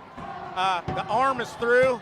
Michael Littleton's arm is through, which is going to make it very hard for him to be pinned here.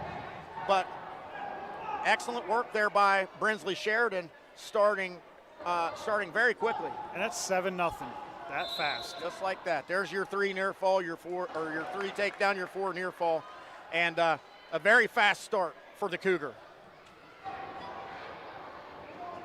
But you like to see these guys bump up and create a challenge for themselves. You know what I mean? It would have been very easy for Michael Littleton to stay at 105 and get an easy victory, but this is going to benefit him more in the long run. Now Michael Littleton on the top. He's got Brinsley Sheridan nearly broken down, working for that 2-on-1 on the near side. Now Brinsley Sheridan to his feet. Good hand control there, fighting those hands, drop the hips a little bit, and he could be out of there. That's going to be a stall call on the Patriot Club wrestler. Finally returns him to the mat. You see the size difference there when they're standing in that position. Good job by Brinsley Sheridan to step over and secure that ankle. You see him trying to keep it with the good fight by Michael Littleton. Get back to his back to his feet. Yeah. Good fight here for this takedown. Inside 5 seconds. Looks like there's going to be no change. We're going to go to the third period, 7-0. Hey, and don't forget, while I remember, if you guys like basketball, you like Parkersburg South, Parkersburg High School rivalry, be sure to tune in tomorrow night. It'll be right here in the Parkersburg Fieldhouse. The Parkersburg South Patriots will be here to take on the Parkersburg Big Reds on the hardwood. And another takedown for Sheridan. And Sheridan has stretched it out to a 10-0 lead. And barring anything crazy, the matchup of national champions looks like it is going to go the way of the Cougars. But there is 35 seconds remaining on the clock, and anything is possible, especially in this sport. Speed he comes. Michael Littleton to his feet. Good sprawl. Sheridan's holding on to that single. There's no change here so far. It's still Sheridan's control.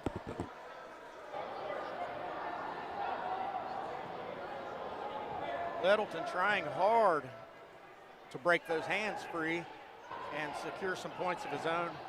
There he reaches back around and gets a handful of fingers. And we're inside 10. Sheridan is going to maintain his top position. He's going to secure the shutout here with a very impressive victory, 10-0 off of the very game, Michael Littleton.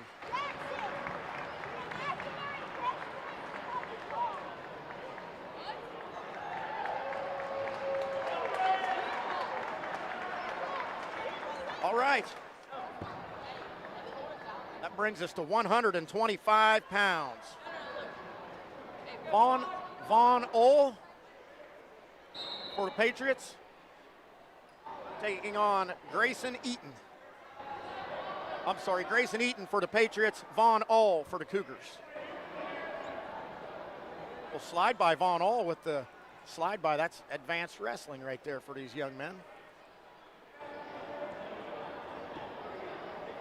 They're wrestling like heavyweights already, Jim. Oh, yeah. Get in on that head. Just looking for a slide by. Soon we'll see a trip.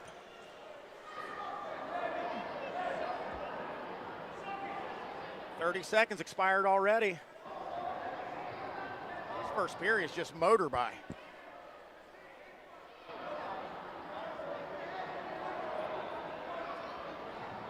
Not much action here in the first, just a little bit of forehead to forehead position, a little bit of hand fighting. I saw a slide by attempt or two. Here's a little snap down from Von Ohl. Nothing doing. We're going to go to the second period, scoreless.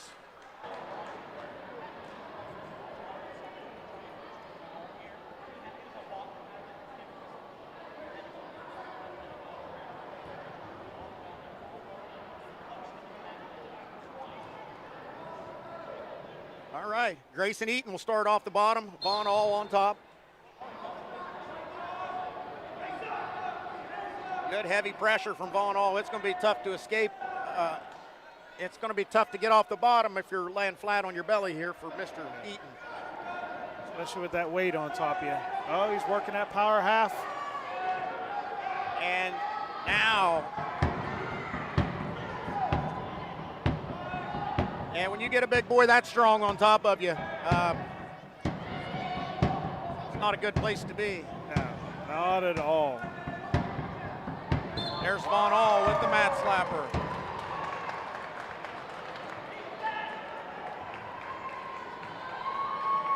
I don't know if you know Von Ohl's dad down here. With Oh, the yeah. black hat on. He's a big guy. Old no-neck Ohl, we going. Gears and traps. All right, here we go. That's why I'm excited to see what that young Vaughn grows into, because he's going to be a monster. Here we go. Caleb Isaacs for the Cougars, taking on Alex King. I'm going to have to see a birth certificate. Sure, he didn't come off the high school team. Looks like the kid that was wrestling JV for Parkersburg a little bit. What'd you say his name was? Bowman? Yeah. And Caleb Isaacs with a quick three-point takedown, got him 2 near fall swipes. I'm pretty sure Caleb Isaac's a 5th grader. He's a big old 5th grader. And that is that. All right. What a night it has been. We got to see all levels of wrestling. We've got to see Parkersburg High School boys secure a victory. We got to see the Parkersburg girls. We got to see Jackson Middle School secure a victory. And the best part of the night so far, we got to see these young Cougars and these young Patriots come out here and give us a glimpse of the future. Jim Caritas, I would have loved to seen Stephen Myers wrestle tonight. I would have loved to seen both of your boys wrestle tonight. But we're closing in on the home stretch here, getting ready for regionals, getting ready for states. You got to get them healthy. Yeah, tonight didn't matter. Regionals matter. You're right. This And- Saturday matters. And I'm excited to see if these Big Reds can get themselves in contention this year and get that state title back where it belongs in Parkersburg. It'd be nice to get there. I think next year we have a better shot than we do this year. The Big Reds do. All right, it has been a fun evening. Thank you for joining me. I'm Macho Bob. This is Jim Caritas for CAS 45. See ya.